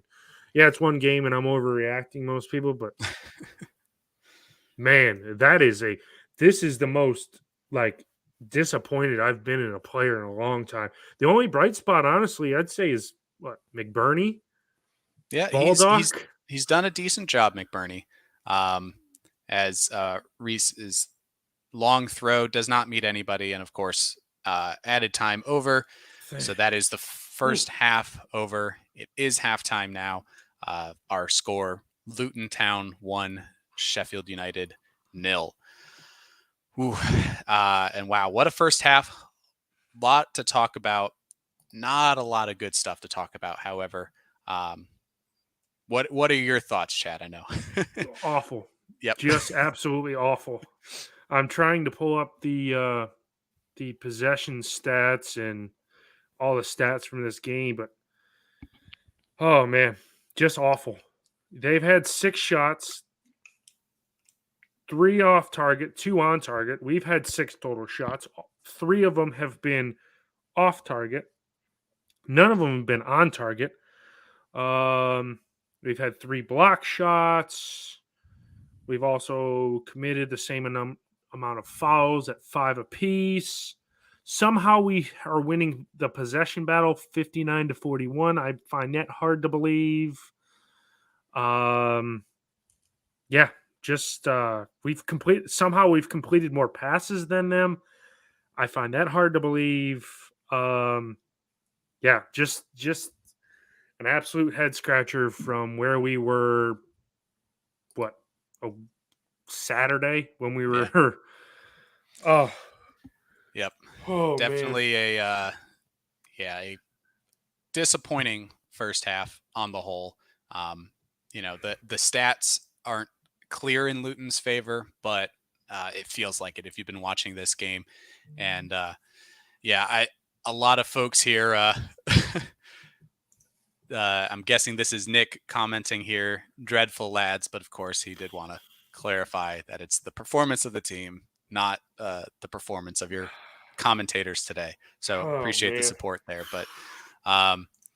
Yeah, Scott, maybe wrong players, wrong tactics. It seems like it's the same formation at least, right? We're Yeah. used to seeing the formation, but just you take out Anel, you take out Fleck, and somehow it all falls apart. Clearly, so, and I mean, there's not too many players we can put in. Who are we going to put on? We're going to put Doyle on for McAtee and maybe Arblaster, because I meant to make mention of this. There was a ball towards the end of the first half that got cleared away, and it was in acres of space, and Sandy Barge could have closed that ball down, but didn't. And the Luton player, he gave up and let the Luton player get it. Mm-hmm. And then it just looks like he's not at it today. It's just, oh man. Yeah. It's like, what are we doing out there? Yep. And, on the whole, we've had, I think, more set pieces. I don't know if you had the corner stat there, but at one point I saw that we had 5 corners to Luton's 0 corners. It's not looking good. But Chad, if you had to pick a positive from the first half so far, if we have to, go back to that pre-match, we're top of the table, we're gonna win 3-0. Like, oh my god, channel in that energy. What positive so thing? far. I don't know. To me, there wasn't a positive bit in there. I mean, like we said, towards the end of the half, McBurney was good or decent. I wouldn't say good with his hold up play. I mean, he had an effort that went wide. Baldock's looked good in the overlap. He got a cross in on the floor that was just past everyone. I mean, but we haven't had much going forward because we just can't pass the ball through the midfield. So we look so bad in that's all we've heard about is how great our attacking players are. But if we can't get the ball away through the midfield and up to the attackers, we're never going to score. We're not going to do anything. We're not going to have those moments of brilliance. We're just going to be awful. And that's how we were in the first half. Just dreadful, awful. I haven't seen us play this bad in a while. I mean, since preseason, we were trying to get the kinks worked out. But other than that, since the season has started, this has been our worst game by far. Mm-hmm. Yeah, and I mean, even against Watford, we looked good. We looked like we were in there for a point. It was just Watford hit us on the counter, from that the corner that went awry. But yeah, honestly, for me, I think the positive, there's a couple folks here saying, the positive was we're not more than 1-0 down. Blade Runner, it's only 1-0 and not 3-0. I would agree with that. For me, I actually, the goal from Luton was good, right? It was just we lost our man. A good header from Morris, a good cross from that left-hand side. But other than that, the possession and the kind of shots on target they've had have not been that dangerous. And so I think what I saw in the first half is we shouldn't concede another goal. Luton will probably end up with 1 goal at the end of this game. It's a matter of us figuring out our attack and figuring out how we're going to score goals in the second half. And so, honestly, it's probably going to involve some substitutes coming on and making good performances. It's going to involve some set pieces. We've obviously had enough set pieces with the free kicks and the corners that we've won in the attacking third this first half so far. But it's now making the most of those, because with McAtee taking all the corners that I can remember, every single one of them hit the first man, and Luton was able to clear those easily. Whereas Norwood, the last couple games, has been doing really well on corners and actually hitting, Sheffield United head inside the box. Now, without Anel Ahmedhodzic in the box right now, maybe that's why we're not going with that tactic. Maybe we were trying to do the other fancy things. There was the one that McAtee took that went right across to the outside of the box to Norwood, who took it first time, and it just happened to hit off Berger's head and went out for the goal kick. So there is still, I think, a chance for a set piece goal, as we both would love to see. But I think that's where it's going to happen for us, is set pieces, and it's going to be a substitute coming on in the second half. But I honestly do not see Luton getting another goal in this game. And that's my positive from the first half. I think we just empty the bench and put all the attacking players on. Just, how many subs do we have? Did I say we had 5? Let's just take Wes out, put a miss in, put him as an outfield player. Let's play with the empty goal. We'll just throw them all forward and see what happens. It'd be better than, but we'd probably still give the ball away and not come away with anything. But I don't really know if we go with attackers. Obviously Doyle, obviously Ahmedhodzic. You're gonna want to bring those 2 players in, but we don't know the health of Ahmedhodzic. Yeah, he's on the bench, but do we bring him in and risk an injury with like we talked about, the fixture congestion? And hopefully he's okay enough to bring him in to maybe, like you said, work a corner and get a head on it and score, because he seems to like to score from set pieces, aka corners or even free kicks. So hopefully we can. God, I just want us to get 1 goal, 2, please. Yep. Well, a great comment here, of course. Everybody who's watching, make sure that you like the stream. Comment in the chat, involve. I'm going to go and read a couple of your comments here on the first half, or what you guys think we need to do in the second half. But definitely give us a like, because the more people that like this, the better the stream does, the more people that see it, and then the better and more fun we can have in the chat. So, but yeah, so Danny, Doyle and Anel on, Bash and McAtee off. Chad, what do you think of Basham's performance? We've talked a lot about McAtee. We won't keep harping on that, but what do you think about Chris Basham in his first start this season? He's been okay, but I don't know who was at fault for the first goal, because he really didn't jump. And we had that other Adebayo chance that came in, and he didn't jump. He stayed almost like he had concrete for feet. He was like stuck to the ground. So he hasn't played exactly good, but Egan really hasn't had anything to do. So Bash has been the glaring, issue at the back, I guess you could say. But it's been okay. But like one of the previous comments, we could be down 3-0 if Luton takes their chances. The fact that we're 1-0 down, here's my little bit of positivity coming back into it. We're only down 1-0. Yep. So it's still there. If we learn how to link up passes, and I think you do that at a really young age, especially over in England playing this game, you learn how to pass from man to man to man and not pass to the other team. We could probably work a goal out of this side. But you got to think in this second half coming up that Luton's going to be, wanting to waste time. Every free kick, they're going to roll around on the ground. They're going to try and get one of our players sent off. I wouldn't be surprised if we finish this game with 10 men, the way it's been going in the first half. McAtee probably should have been sent off. So let's hope that doesn't happen, and it's a completely different second half, and we just come out and just pound them into the ground like I'm hoping. But who knows? Oh, man. And I'm trying to stay positive. I like this comment from Scott, right? So last season, we had a lot of these like mediocre first half and then amazing second half turnarounds. We haven't quite seen the second half performances yet this season, but Could this be a repeat of QPR second half, right? Hecky True. on the road, giving the lads reading them the riot act and saying, hey, we got to turn this performance around. We got to go and win this match. Obviously, that was a little bit more crunch time than game 6 of the season is today, but it's still, we're top of the league. We need to set a good precedence. We have not won on the road yet, and this is our opportunity to do it. So maybe we get a performance like that.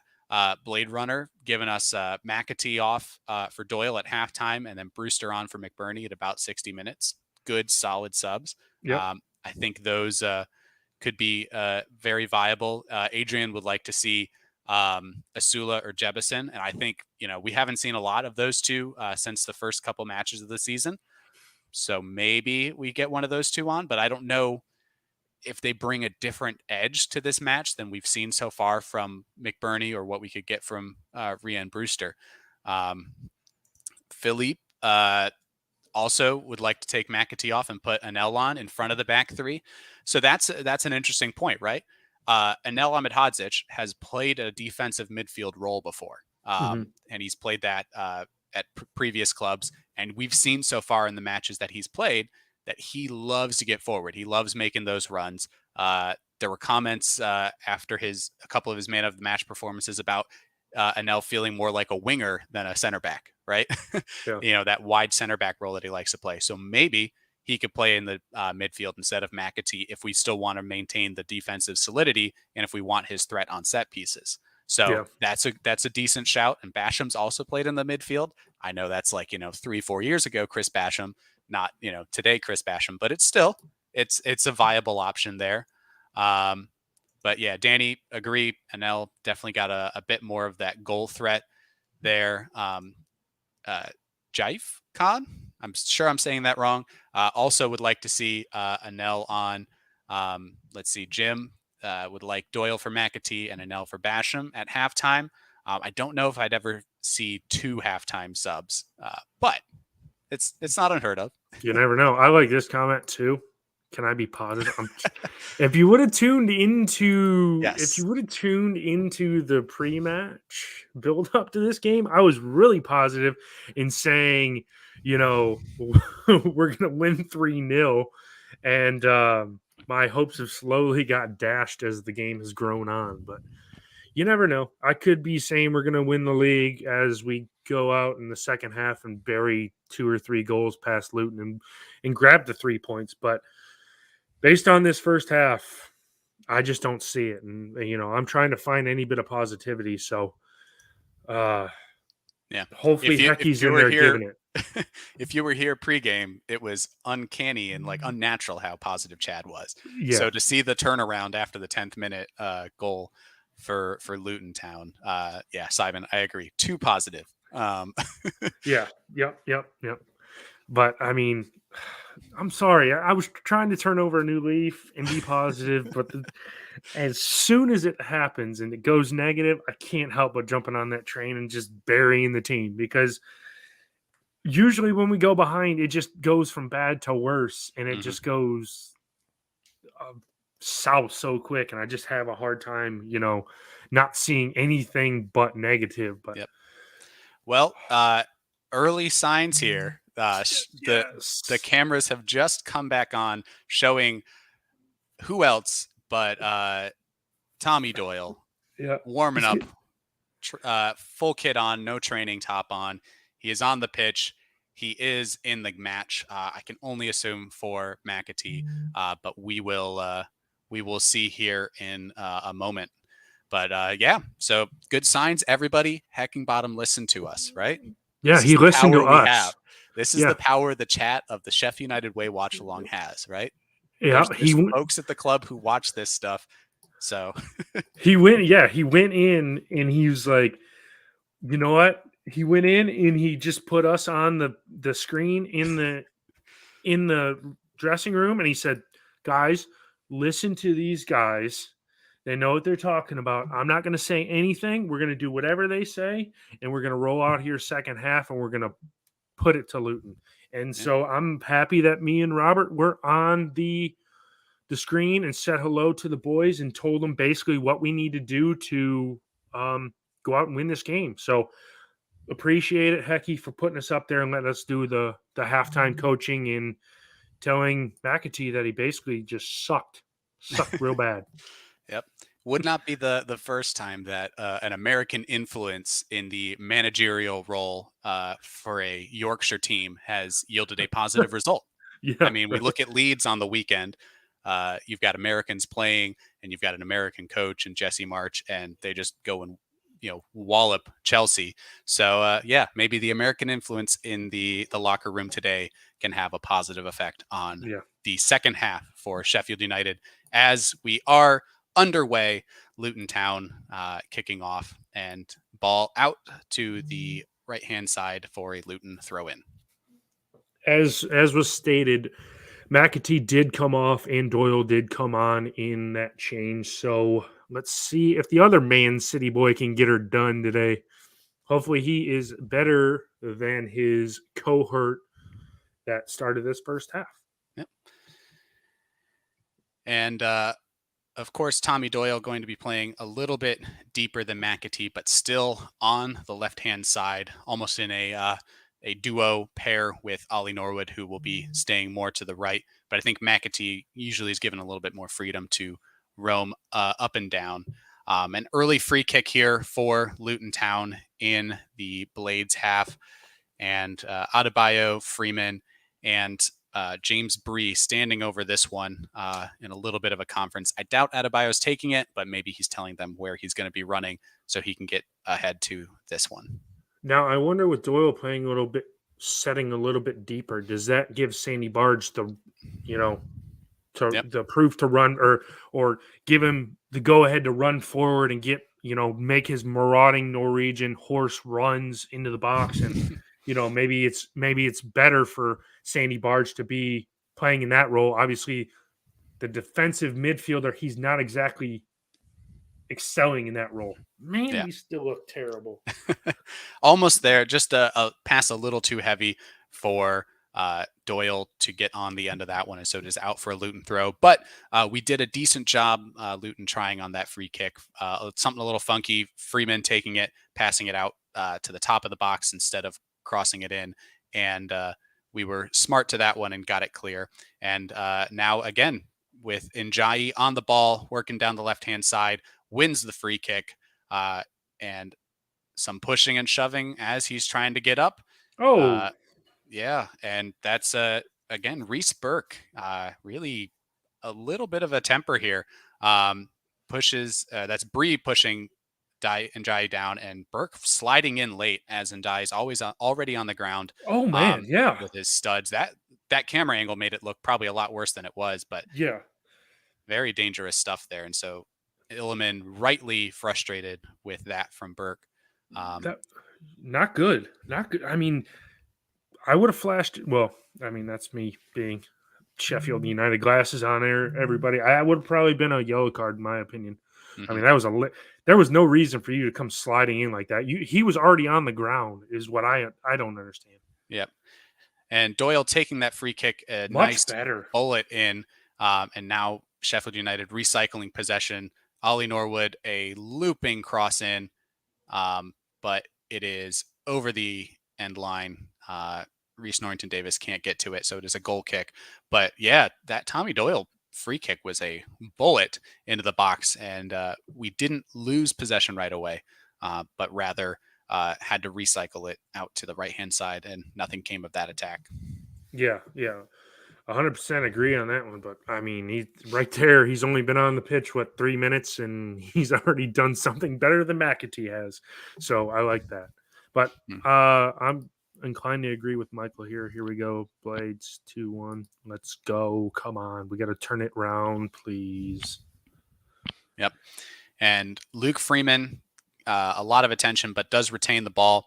But a nice job by Max Lowe to poke the ball free. And Njayi now working the ball across to George Baldock on the right-hand side, who's now pushing forward for the Blades. Bash overlapping and Sander passing him the ball. Chris Basham looking for a player to pass to. And Njayi does a great job, turns around in the 6-yard box, and the cross does not find anybody, but is out for a Blades corner.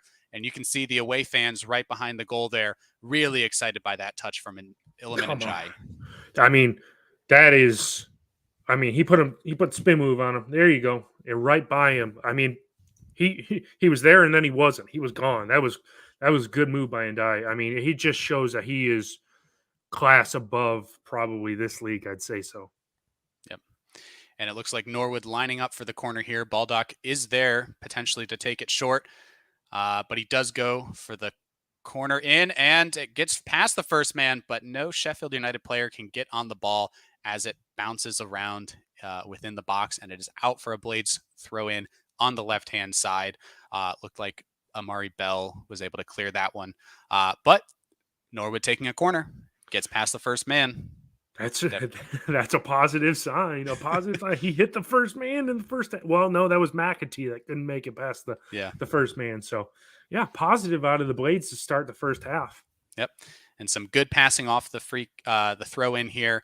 But Norwood loses the ball, immediately gained back. Iliman and Jai trying to work it across the box, but cannot, and Luton clear it. And it looks like Chris Basham back to get the ball. Does not need the help from Wes this time. And so passing between him and Egan as Luton start putting the pressure on the back line, and the long pass from Egan is headed out for a Blades throw in on the right-hand side. It's good spell of possession right here. We just got to keep them hemmed in. This is what I've wanted the entire game, where we need to keep Luton hemmed in and make them work hard to get the ball, but we have to make sure our passing gets better than it was in the first half. Yep. And I mean, 5 minutes in, it's looked a bit better. Yes, definitely better. A long cross in from Reese Norrington Davies. McBurney gets up and heads it down. Berga and Ethan Horvath, the keeper for Luton, clash as they go for that rebound. McBurney still with the ball, and it goes, just wide by Njai. Wow. There was a lot going on there. Oh. We're going to have to recap this one on the replay here. Yeah, there was a lot going on there. Yep. And I think Sander Berga is called offsides in the end. That cross in from Reese Norrington Davies to McBurney, Berga clearly offside as McBurney heads that one towards goal. And because Sander went towards the goalkeeper to try to play the ball, I don't think I guess offside's not given. No, I was going to say corner. Yeah, it didn't look because Sandy Barge never touched the ball, so all it was a McBurney head down, and then he was clearly off. And it's a McBurney goal from the corner. My God. Oh my God, he scored! Oh my God, let's go! Let's go! Let's go! Let's go! Wow! Come on, let's go! Ollie Norwood with the corner into the box, bounces around, and it bounces to McBurney, who is all alone at the back side of the goal. He puts it into the far corner, easily beats Ethan Horvath. And we can see here that Luton is not able to clear it twice. And Tommy Doyle with the header that gets to John Egan, who passes another brilliant header to McBurney, who stays onside. And not the cleanest of touches, but it goes in. It finds the back of the net. And that's Ollie McBurney with a Sheffield United goal. Let's go, boys. 1-1. Let's go. He finally scores. That means I forgot to tell everybody that I guess that's cat's out of the bag now. I was going to say, and I forgot to mention it in the pregame, build up to the game. If he scored today, I was getting his shirt. So he scored. And now I have to get McBurney on the back of the away shirt. So that was what I meant to say that in our pregame build up, that if he scored or whenever he scored, I was getting his name on the back of the shirt. So is that our first striker goal of the season there? I think it is. First striker goal, and fitting that McBurney scores it in the away kit, which you will be getting his name on. Yep. It's only right. Yep. I forgot to mention that. And is it West down? What's the issue here? Yeah, I'm not sure. A problem with the pitch? I'd say it's him and Norwood with the medical staff here. And they're just showing the replay of the goal now. So the Tommy Doyle header Egan flicks it past the Luton defenders to Mcburney, who is all alone. Again, a great shot into the far corner, beats Horvath, who immediately is calling for an offsides there. But no way. Luton keeping him onside very easily there. I mean, that's the thing you like to see. He's been through so much at this club and hasn't scored. He couldn't hit the broadside of a barn door if it was a foot in front of him. And when he does, he scores, the crowd erupts and they all immediately go to storm him. The team is all around him. And, everybody's around him, supporting him. That's what we want to see.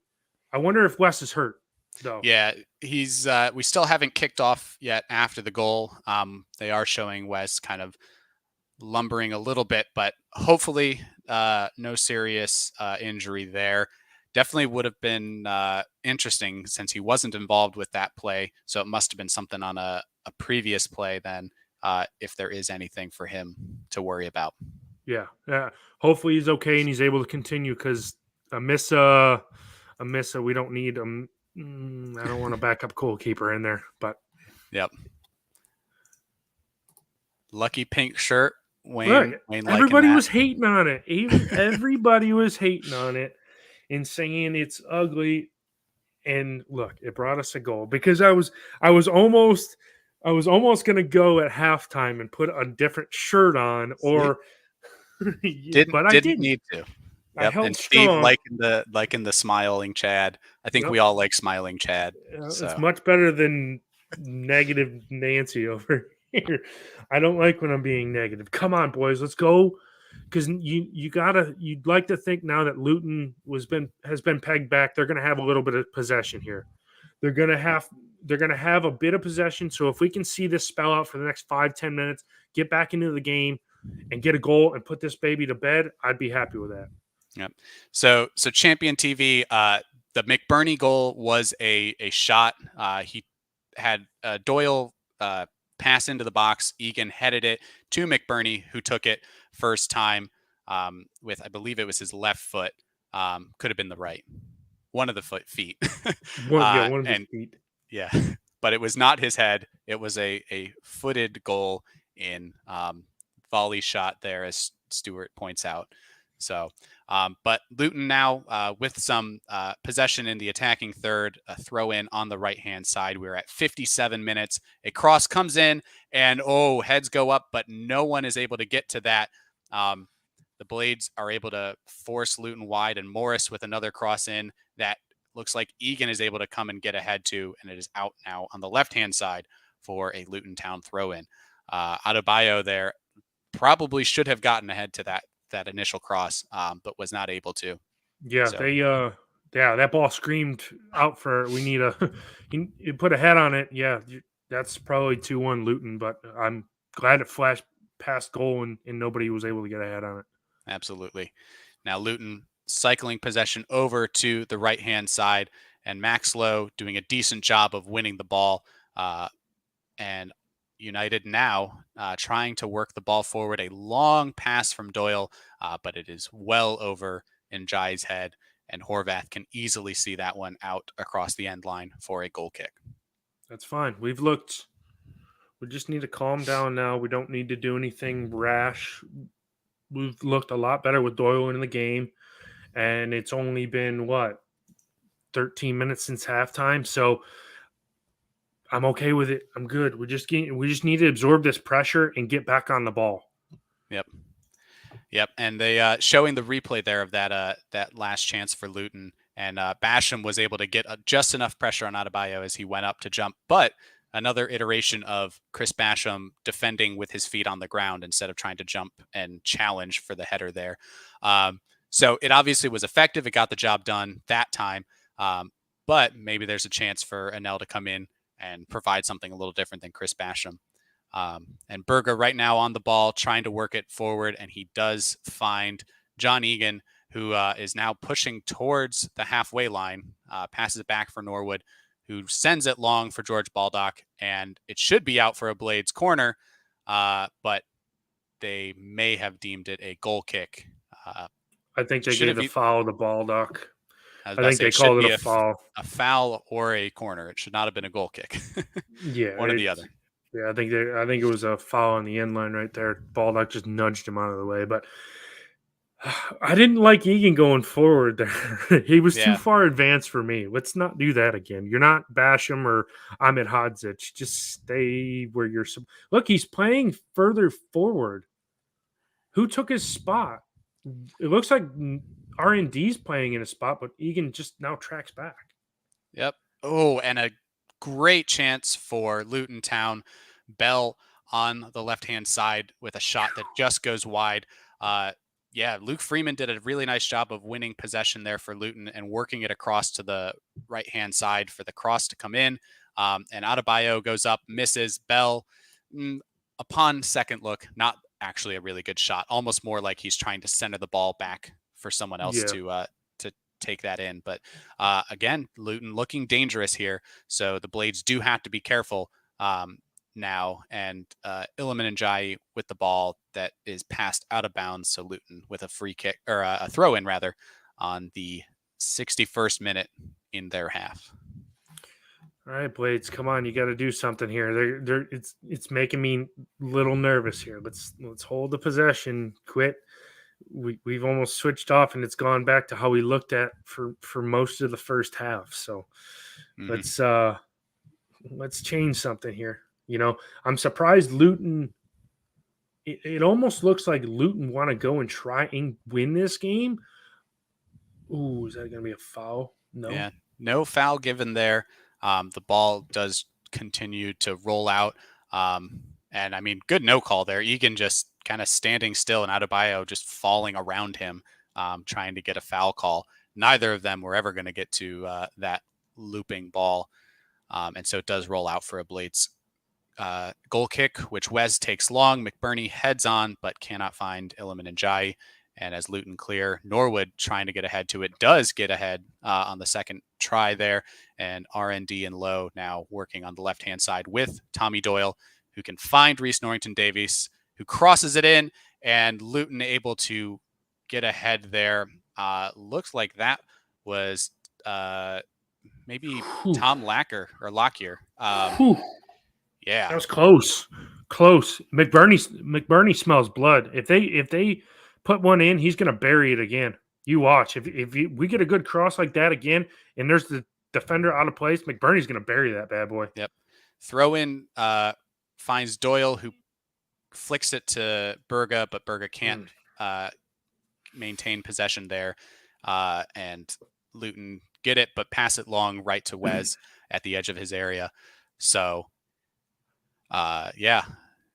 More possession for Sheffield United. A long ball from Egan does not find Max Lowe, who was pushing forward there, trying to catch the defense out, but did not work. And so another Luton Town throw in on the left side. And it doesn't look like Wes is hurt. He looks like he's moving around, Absolutely, fine. So it doesn't look like there's any injury concern with him. Hopefully, it was just a misstep or something. He just felt a little twinge or something. That's just a little niggling injury. That should be fine. But yeah, I mean, if I'm the keeper for Sheffield United and I see McBurney score, I'm going to run all the way down the pitch and try to celebrate with him. So right? Maybe he found a little hole in the ground or something, and a little twist of the ankle as he's trying to run down to celebrate. But yeah, right.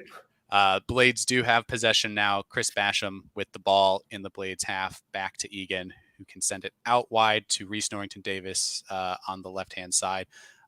Tries to flick it to McBurney, who tries to flick it around the defender, but can't. And so it is Luton's ball now. But some good pressure from Max Lowe forces the long pass, which Egan is able to gather up very easily. And so now the ball is again bouncing around the back line.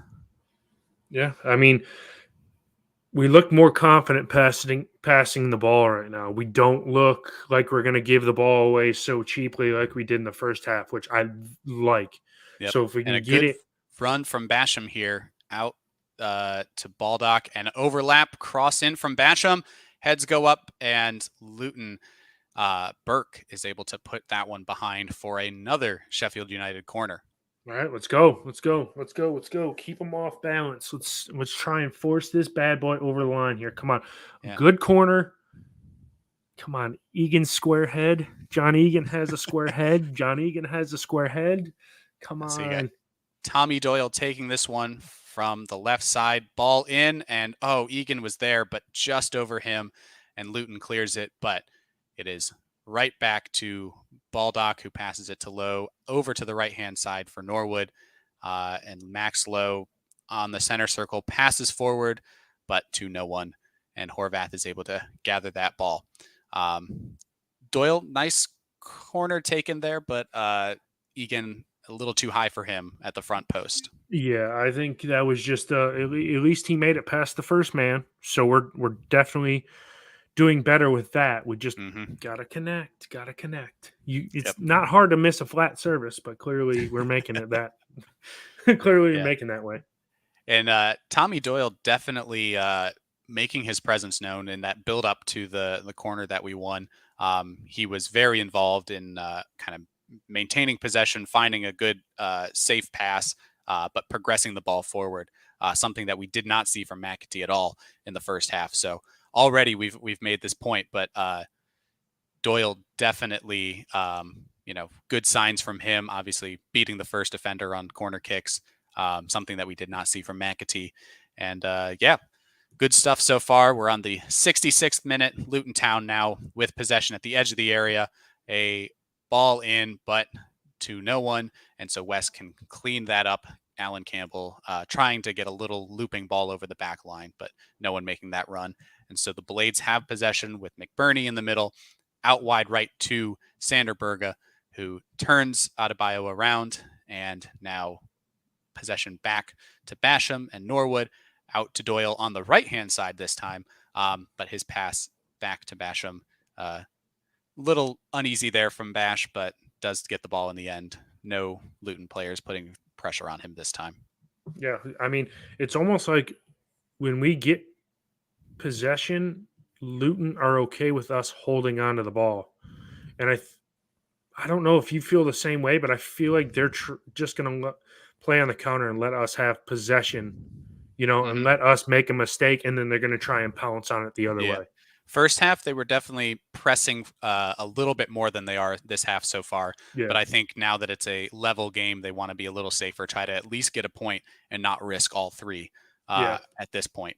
So a Luton throw, Sanderberga able to challenge for that one, and John Egan heads that ball back towards the goal. But Luton is able to clear it forward, and now Max Lowe with the ball for the Blades on the left-hand side into Doyle, who passes it forward. Reese Norrington Davis trying to make a run for it, and it is out for a corner kick. And Reese Burke not happy with that call from the ref. Looks like him and R&D sliding in for the ball there. Ref deeming it off of Burke instead of Reese. And the replay here, I'd say it's probably off of Norrington Davis. I'm just seeing it now. Yeah, we got away with that one. So we gotta, we gotta capitalize here. Norwood's looks like he's gonna take it. So maybe we got a chance of having something good here. Yeah, R&D limping, kind of favoring that right leg right now. So we'll see what comes of that. The ball coming in, heads go up, but Burke is able to clear it for Luton Town. And Tommy Doyle with the pressure, so passes all the way back to Wes Fodderingham, who is just outside of his area. And the ball now forward, does not find a Sheffield United player. And again, poor from Max Lowe there. Campbell for Luton, able to keep possession, working the ball through the midfield, now out wide to the left. Bell passing up to Morris, who is able to beat Chris Basham here. And the cross comes in, Egan goes up, and the ball is cleared to Sanderberga, who clears it way long to Ollie McBurney, who is fouled, but no call given there. Again, not sure about this ref. Oh, boy. Yeah. Oh, boy. I mean, he was clearly dragged. But I guess we play on. I mean, I don't understand it. Yep. And Luton with the possession, cross in from the right-hand side. Morris shot. Wes is able to save that at his near post. Dangerous stuff from Luton. They now have a corner. Yeah, good save. I don't think it was. I don't know. I have to see it again. I think it was going wide the entire time, wasn't it? Yeah, it looked like I, it was just going to be wide of the post here. Morris got up to initially get ahead yeah. from across. It finds some Luton players and ends up right back with him, and he takes the shot first time, and West does send it out for a corner. Safe option there, definitely. But yeah, Luton's first corner of the game on the 70th minute. They take it short, cross in high, and no one there, but a foul called. Arms around the player. Looks like it was Lockyer, or maybe Potts who was called for that one. Yeah, I'm okay with that as long as it alleviates the pressure on our back line. Who committed the foul? That was a foul on I don't really know who that was on, but nonetheless, goal kick, alleviate some pressure. 20 minutes to go. Do we see another change, or do we are we rolling with this team for the rest of the game? I don't know. Yep, I I would mean, think we'd see a change at some point. Another second half sub, most likely. Obviously, the first ooh, sub, Doyle on for McAtee, happened at halftime. And Blades now with possession. Sanderberger on the sideline, on the right hand side. Baldock winning the ball, though, working his way into the box, crosses it, but it hits the first man back out to the top of the box. Norwood curves. Oh, and it is just over the corner of the goal, about a foot over. Takes that oh, first time from the edge of the area. yo, Wow. yo, he's feeling it, man. He is feeling it. That Watching was that so replay. close. Holy cow. And Baldock just so nonchalantly passes Oof. it back to him after his cross doesn't work. It's almost like is it going to reach Norwood in time? And Norwood stepping around the referee there. And yeah, very, very close. Looks like Luton is getting ready to make a substitution here. But first, they do have possession in the Blades half, and Norwood able to slide tackle that one out of play for a throw in, which Luton takes quickly. And again, working the ball now on their right hand side. Blades can't quite clear it, but they try here. Max Lowe heads go up and still can't clear it. Nothing threatening yet. And finally out for a Blades throw in on that far side. We'll take it. Gotta alleviate. Okay. Just calm it down now. 18 minutes to go. I'm okay with that. 1-1. It seems like it's going towards what everybody said, a 1-1 draw. But I have faith. If we put all the strikers we have on the bench on, that'll be 3 strikers. We'll have 4 strikers on.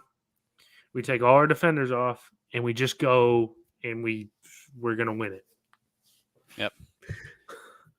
Oh man. So Simon agree. Norwood feeling it. Now I think Njai's getting a yellow card here, probably for time wasting, kind of standing in front of a Luton Town free kick, not letting them take it.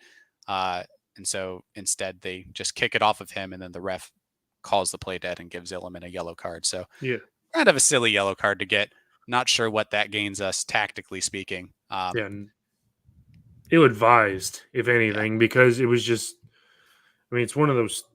They're just trying to get a rouse out of us, and the official bought it and flashed him the yellow card. So Yep. hopefully we don't get caught on the counter and dies one of the last players back, because he will be sent off. Mm-hmm. And Luton from a throw, trying to work their way into the box, out to the right-hand side again. Morris does find the ball inside the penalty area, passes it out, and the cross is in. Adebayo, and that header is just wide of the goal. Wes was not going to be able to get to that one, but that one luckily not on target. I think there was more theatrics on Wes. Look at the theatrics on the replay. He was just like one-handed. I got it. I'll palm it away. I got it. Don't worry. It wasn't even anywhere close. Yep. But I mean, I don't know. So Blades win a free kick in their half from the goal kick. Egan takes it, and already Sanderberga working the ball forward with Illiman and Njai. The pass out to Basham, Baldock had already made a run inside, and Basham working nicely, passes to Baldock, who's at the edge of the area. Berga making a run from the byline. Oh, and it can't get the cross in. It looks like he hits it off his own foot or something. What Not happened? really sure. What was that? What is that? I think Wes is hurt. Yeah, they showed Wes again. Luton about to make a change. Goal scorer Carlton Morris coming off for number 35. Cameron Jerome. Yep, Cameron Jerome. Well, on the 75th minute here. I hope Wes doesn't have to come off. Yeah. They're making a double. Oh no. Is that him coming in? I thought he already came on to the No, they were prepping the sub. They showed it, but man, Wes now on his knees on the ground, head in his hands, asking for the medical staff to come on. Very concerning for Sheffield United. And yeah, Jordan Amissa getting the kit on. Looks like he might be coming into this match. Oh boy. Oh boy. Emergency goalkeeper coming in tomorrow. Because I don't believe Amissa is going to be the one to solve our issues. Oh man, this is worrying. This is very worrying. Yeah. This is not good. Nope. And not sure what is going on with Wes. Is if it's obviously he went down initially right after the Mcburney goal. So nothing from a play that he was directly involved in that we could see, but clearly something wrong. If you have to make a goalkeeper substitution in a match, that is never a good sign. He is walking off on his own volition. He just looks tired and kind of out of it right now. I'm not sure if there's anything hurt. He's kind of limping. It could be any number of things, but whatever it is, hopefully it is nothing serious, nothing long-term. Like you said, we don't know. Jordan Amissa, kind of an unknown value right now, right? An unknown quantity as far as the quality of him as a goalkeeper. Oh no, I don't. I mean, the injury list at this club is longer than anybody in the whole entire EFL. Yep. This is unbelievable. I don't know. Wow, and you can see Wes, just the look on his face, like he tried to push through that, and just whatever is bothering him, he is just not happy. It's from the other half of the red half of Sheffield. Noah just sent me a note that's saying Wes is not injured; he's sick. So I guess that's something we can't hear from having the audio turned down on our streams, that we don't know what's exactly going on with Wes. So hopefully this is just a bug that he can't continue for the last 13 minutes, and I hope to God we don't have any shots on target from Luton Town. Yep. Yeah. So we are now underway. Goal kick from Ethan Horvath, the Luton Town goalkeeper, with now Jordan Amissa in goal for the Blades. And Mcburney trying to win the ball, but it is out for a Luton throw in their half. They have worked it at least 12 yards forward before even throwing it in. But they do finally get it in, and it is cleared out for another throw on the right-hand side for Luton. Oh God. He's going to have to make a worldy save to keep this at a 1-1 draw. At this point, I'm just going to take a draw. 1-1. Yeah. And Adrian, Luton definitely going to be smelling blood. Yeah. But Amissa does a good job here, comes for that cross, gets up, grabs the ball. Great job kind of getting himself involved in this game. That's what you want to do when you're fresh on the pitch. You want to get a couple passes. And as a keeper, you want to be able to, get the ball, make a couple saves if you need to, but easy stuff like that. And so good job from him. Long pass goes out for a Blades throw in on our left-hand side as we're attacking, and Reece Norrington Davis taking this into Berga, who lets it bounce towards the midfield and is able to collect it, pass it out to Baldock towards the right, who hits it off of Bell. And Baldock going to try to let that roll out for a throw in, and he does. And a quick throw right into Berga, who's in the box, who crosses it in, but it goes right to the front post, and Ethan Horvath is able to collect that one easily and start a counterattack for Luton. At least Sandy Barge has been in this game in the second half. He really wasn't there for most of the first half, so at least he's grown in. And I think because of bringing in Tommy Doyle, it's kind of let him, get to his normal free-flowing Norwegian horse runs that we're all used to seeing when he's in that advanced role. So that's good to see. Hopefully we can work something here as we come to 10 minutes to go. Yep. So 81st minute now that we're into. A cross from Luton comes in, and we're able to get ahead to it. Baldock clears it long, bouncing now, but Mcburney not going to be able to get to that one. And so Campbell from Luton does the same thing. A long pass, and Amissa is able to collect that one.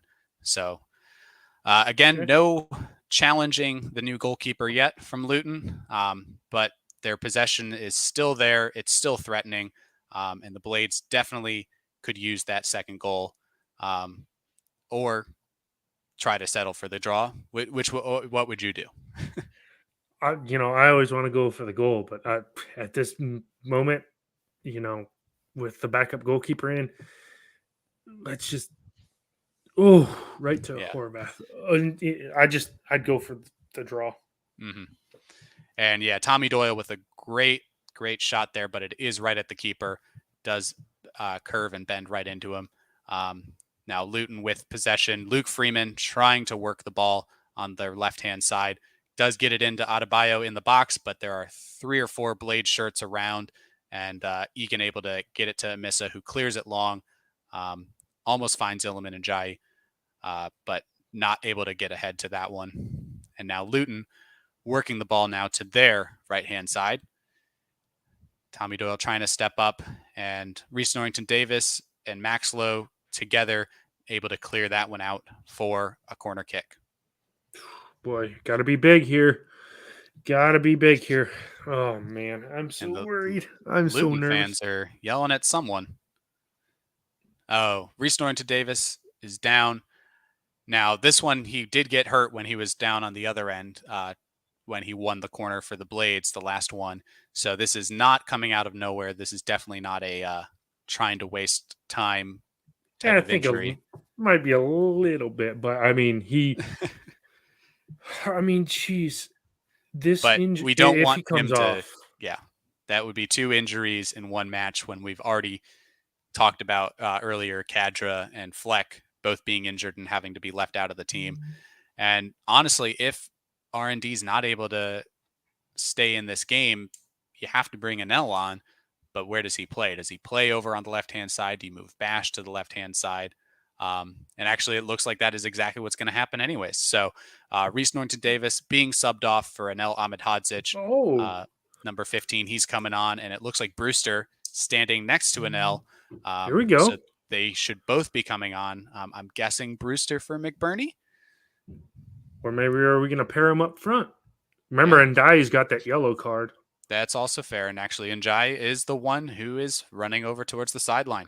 So Njai, no goal today, but still decent performance from him. How would you rate him out of 10 today?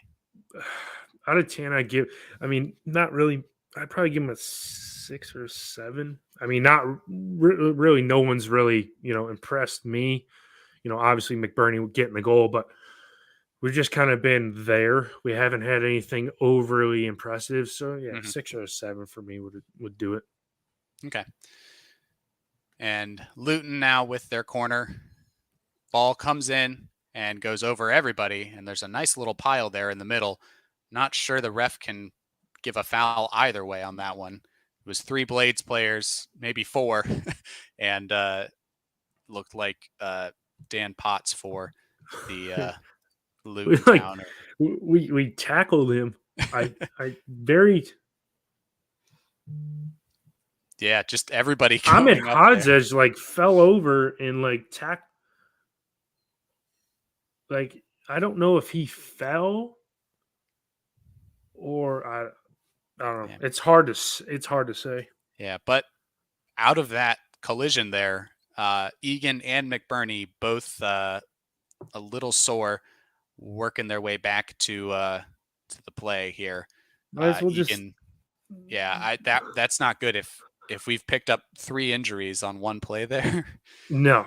I mean, might as well just let the injury list keep stacking up. I mean, Yep. we're not going to have many fit. We're going to have to postpone the Reading match because we only have 5 fit players. Mhm. I mean, And so Luton now making a substitution. Luke Freeman coming off, and number 8 Luke Berry replacing him. So Luke Freeman does not get on the score oof, sheet today, which thank is God. always a good sign. That's as the time wound down and I still saw he was on the uh saw he was still on the pitch. I was like, he's gonna get the winner. He's gonna get the winner. Yep. Uh, Well, he can't get the winner today. thank But Luke God. Freeman, definitely one of the positive performers for Luton. Anytime he got on the ball, he was able to keep it and make some good runs and get the ball out wide to his wingers to get some pretty decent crosses in. So, on the whole, I would say Luke Freeman had a very good game for Luton today. Better so in the first half than the second half. Kind of went missing in the Mhm. second half. Yeah.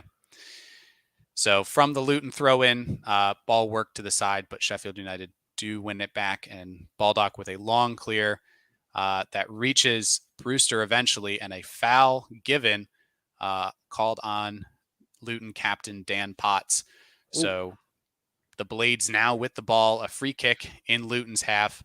Let's see if in the last 4 minutes before stoppage time, the Blades can make anything happen here.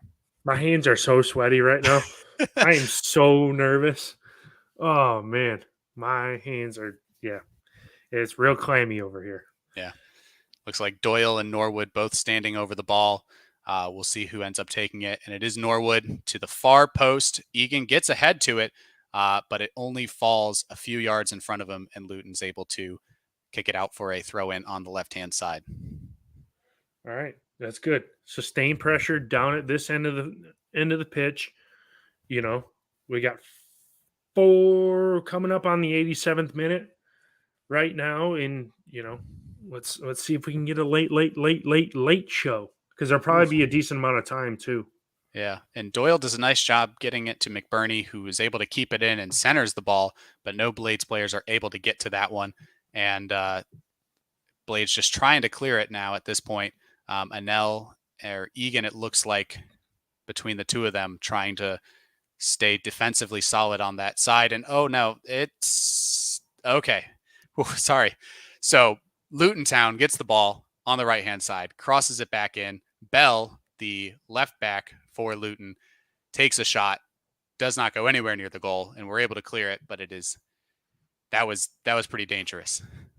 It looked like it was going in from the angle the camera had it. It looked Yeah, like it was going to go in and because when actually, it fell to him, Baldock got a foot to it. It just kind of stuck his foot in the ground and it deflected off of that. yeah, that was good. Yeah.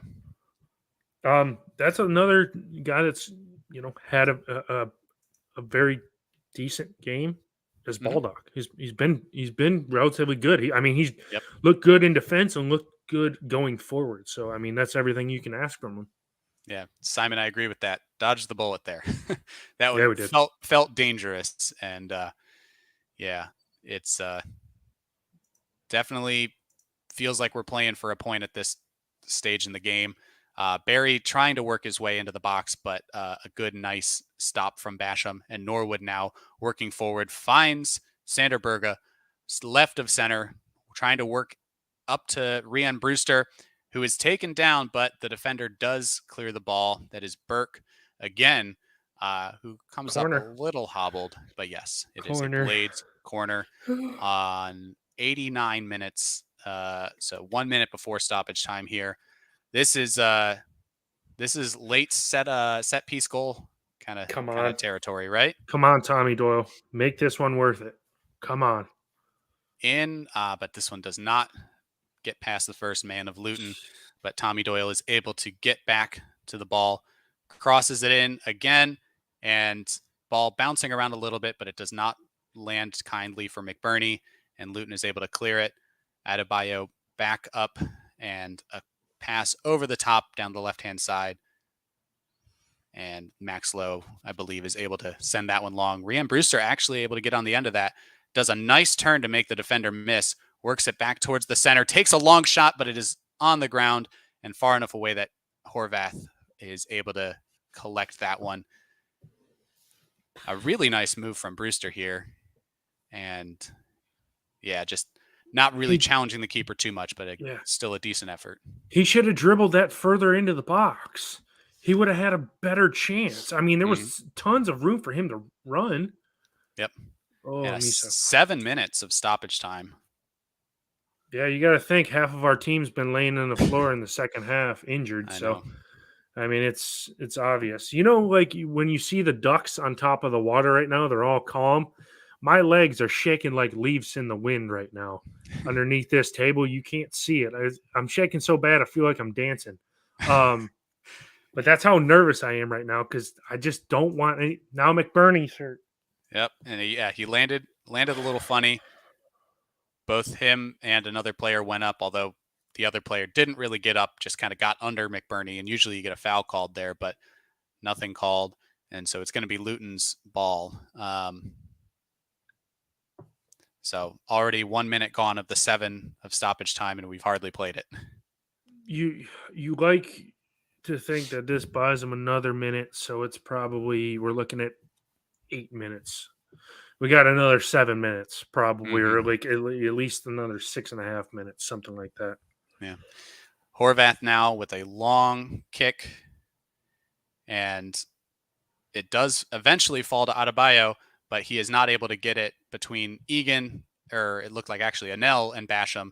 They're able to clear that ball out. But it is back with Bell on the left-hand side. Bell now passing it center towards Jordan Clark. And we now have McBurney on the ball for the Blades, who tries a long pass to Brewster, but it does not reach his man. And another Luton pass all the way back to substitute goalkeeper Jordan Amissa for the Blades. Again, not really been challenged, but could we see him have to make a save in the last 5 minutes of this match? I hope not.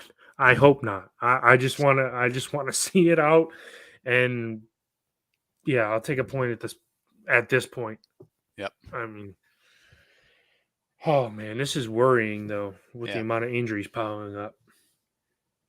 Berga doing nice to win possession from Luton there, and the long pass up to Brewster. He is unable to get ahead to it, and Horvath able to collect and roll it quickly out to the right-hand side for a Luton counterattack, and Burke just making a very long run from his center back position, and I believe it is out for, yes, a Blades throw in on the far side of the pitch. Yeah, let's start to bleed a little bit of this clock off. That way there's less and less chance that they have an opportunity. I mean, but now granted, we could go to the other end and score one and win it, but at this point, that 7 minutes feels like it's going to take 7 hours to get here. Yep. And Luton now a little bit of head tennis, ball cleared out, and it does go off a Luton player as Max Lowe clears it. So it's going to be another Sheffield United throw, but we are still in our half of the pitch with under 4 minutes left to play in this match. Some smiles from McBurney, as I'm sure he's starting to realize that his goal might be the one that gets the Blades a point in this match. And maybe he can have an opportunity to get a second, but not before Luton have a great opportunity. And there is that save from Amissa. Wow. Jerome making a brilliant run, a left-footed shot that Amissa has to tip over the bar with both hands. Baldock and Ahmed Hadzic both on that one. And I think Anel put enough pressure on Jerome that he wasn't able to get a clean shot off, but good stuff from Jordan Amissa, the substitute goalkeeper for the Blades, having to come in because Wes went off with some sort of injury. And on the ensuing corner from Luton, it reaches a head of Luton Town player, and I believe it is out for another Luton corner on the opposite side. So it must have went off a Blades player. But we are now under 3 minutes to go. Oh no, please. Just Nathan Jones is about eating his hand right there on the touchline. Yep. But come on, let's clear it out, boys. Let's get Bree this cleared for out. another corner. He's taken them on both sides, and it is cleared out. But Jordan Clark for Luton is able to bring the ball back to the left-hand side, and it is off of Brewster, who does a nice little piece of defending there. So it is out for a Luton throw about 6 to 8 yards from the end line. Oh man, come on. And it's going to be another long throw from Bell. And this is where their first goal came from, is a long throw. But they do actually go short. Bell and Jordan playing back to Jordan Clark playing back to each other. The ball in, and it is cleared out to the left. Ollie Norwood steps up and clears that one long now, and is out for a Luton throw at about the halfway line. We're now under 2 minutes to go in the game. Still 1-1. Ball back now to Luton's goalkeeper, Ethan Horvath, in his own half. Very far up. Passes long.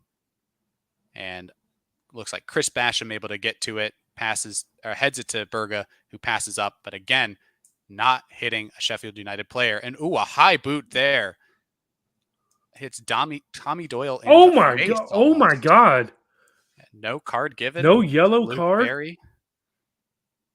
Oh, it hits him. How in is the he chest. not? Okay. Oh, not quite the face. Oh yeah, it looked from afar. It looked like he got kicked right in the face. I know. Oh man, that looked rough. But still, nonetheless, getting kicked in the chest. God. Yeah, it cannot feel good, but it at least does relieve a little bit of the pressure here. We are now in 6 minutes and 11 seconds. Ollie Norwood taking the free kick from the Blades half.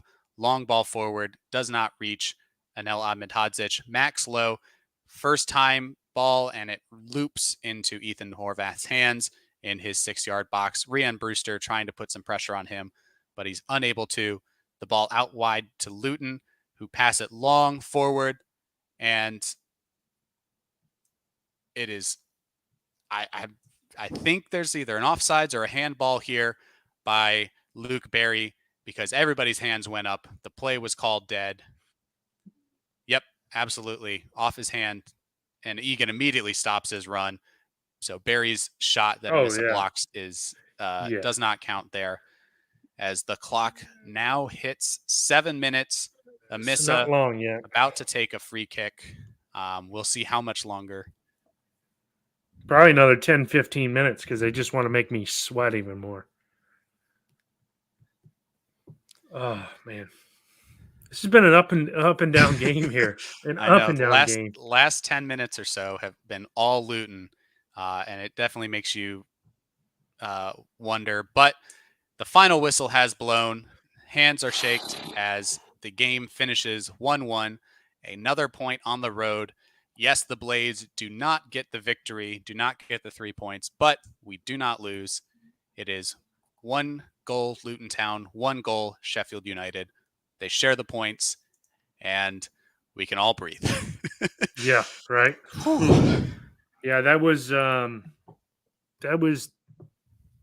okay. Okay, considering where we were in the first half, we should have been down 3-0. To only be down 1-0, and then McBurney, thank God, pulled us out of the fire and got one back.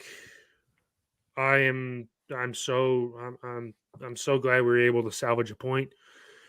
Still not where I wanted us to be.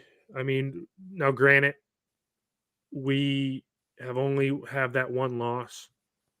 Yes, it's at this point it's a point gain instead of 2 points dropped, because we came back from where we were. And I like the adversity coming, like showing while we were down, we were able to come back. But, we definitely got things to work on. Reading come Tuesday. Man, if I was a smoker, I would have smoked an entire carton of cigarettes. I hate when it's so stressful. Absolutely. And yeah, some good comments here. Luton did a great job. Definitely a tough match, a competitive match. They did really well in the first half to work a good goal. Morris was able to get clear of all the defenders, and but it was the second half. It was the Blades. We did not go quietly into the night. We were able to work a goal, a little bit of McBurney magic as well. So just whew, I think Tom says it best. If we can win at home, if we can draw away, that's 4 points every 2 games. That is a good pace for this league for 46 games. We've got 40 to go. I think we're good. 11 points out of 6 games. I'll take that. Yeah, Just under 2 points a game. I will. Yeah, that's about promotion. That's promotion numbers right there. Yeah, 11 from 6. Yep. Yeah, I'm okay with that. That's fine. That's right where we need to be. Okay, if Watford go and win at the weekend, they go ahead of us. But it's not the end of the world. We didn't go and lose this game. I mean, on the road. Mm-hmm. So now we can take this. The whole thing is we need the injuries to stop. Yeah. We need players to be healthy. And if it's true with the injury to Fleck, oh man, we're going to be in trouble. So let's look. Hopefully we'll look to strengthen with the transfer window about to shut. Oh man. So before we go, Chad, do you have a man of the match for the Blades from this performance? It has to be the goal scorer. It has to be McBurney. He is the man that got us the goal, the man that saved us a point, and the man that has been on form in the last 2 games. He finally got his goal he deserved. So Who was your man of the match? I'm going to have to play a little bit of echo and go with Ollie McBurney as well. He as Noah is saying, thanks Noah for showing up in the chat. The redemption arc is in full motion. He has shown up and had those good performances. Now he finally gets that goal. In the end of the day, we would have loved the win, but on the road with these conditions being down 1-0 at halftime, the McBurney goal, his performance was what got us a point, and that's what we needed today. Despite all the injuries and everything going on, he did all the work. He put in a great shift.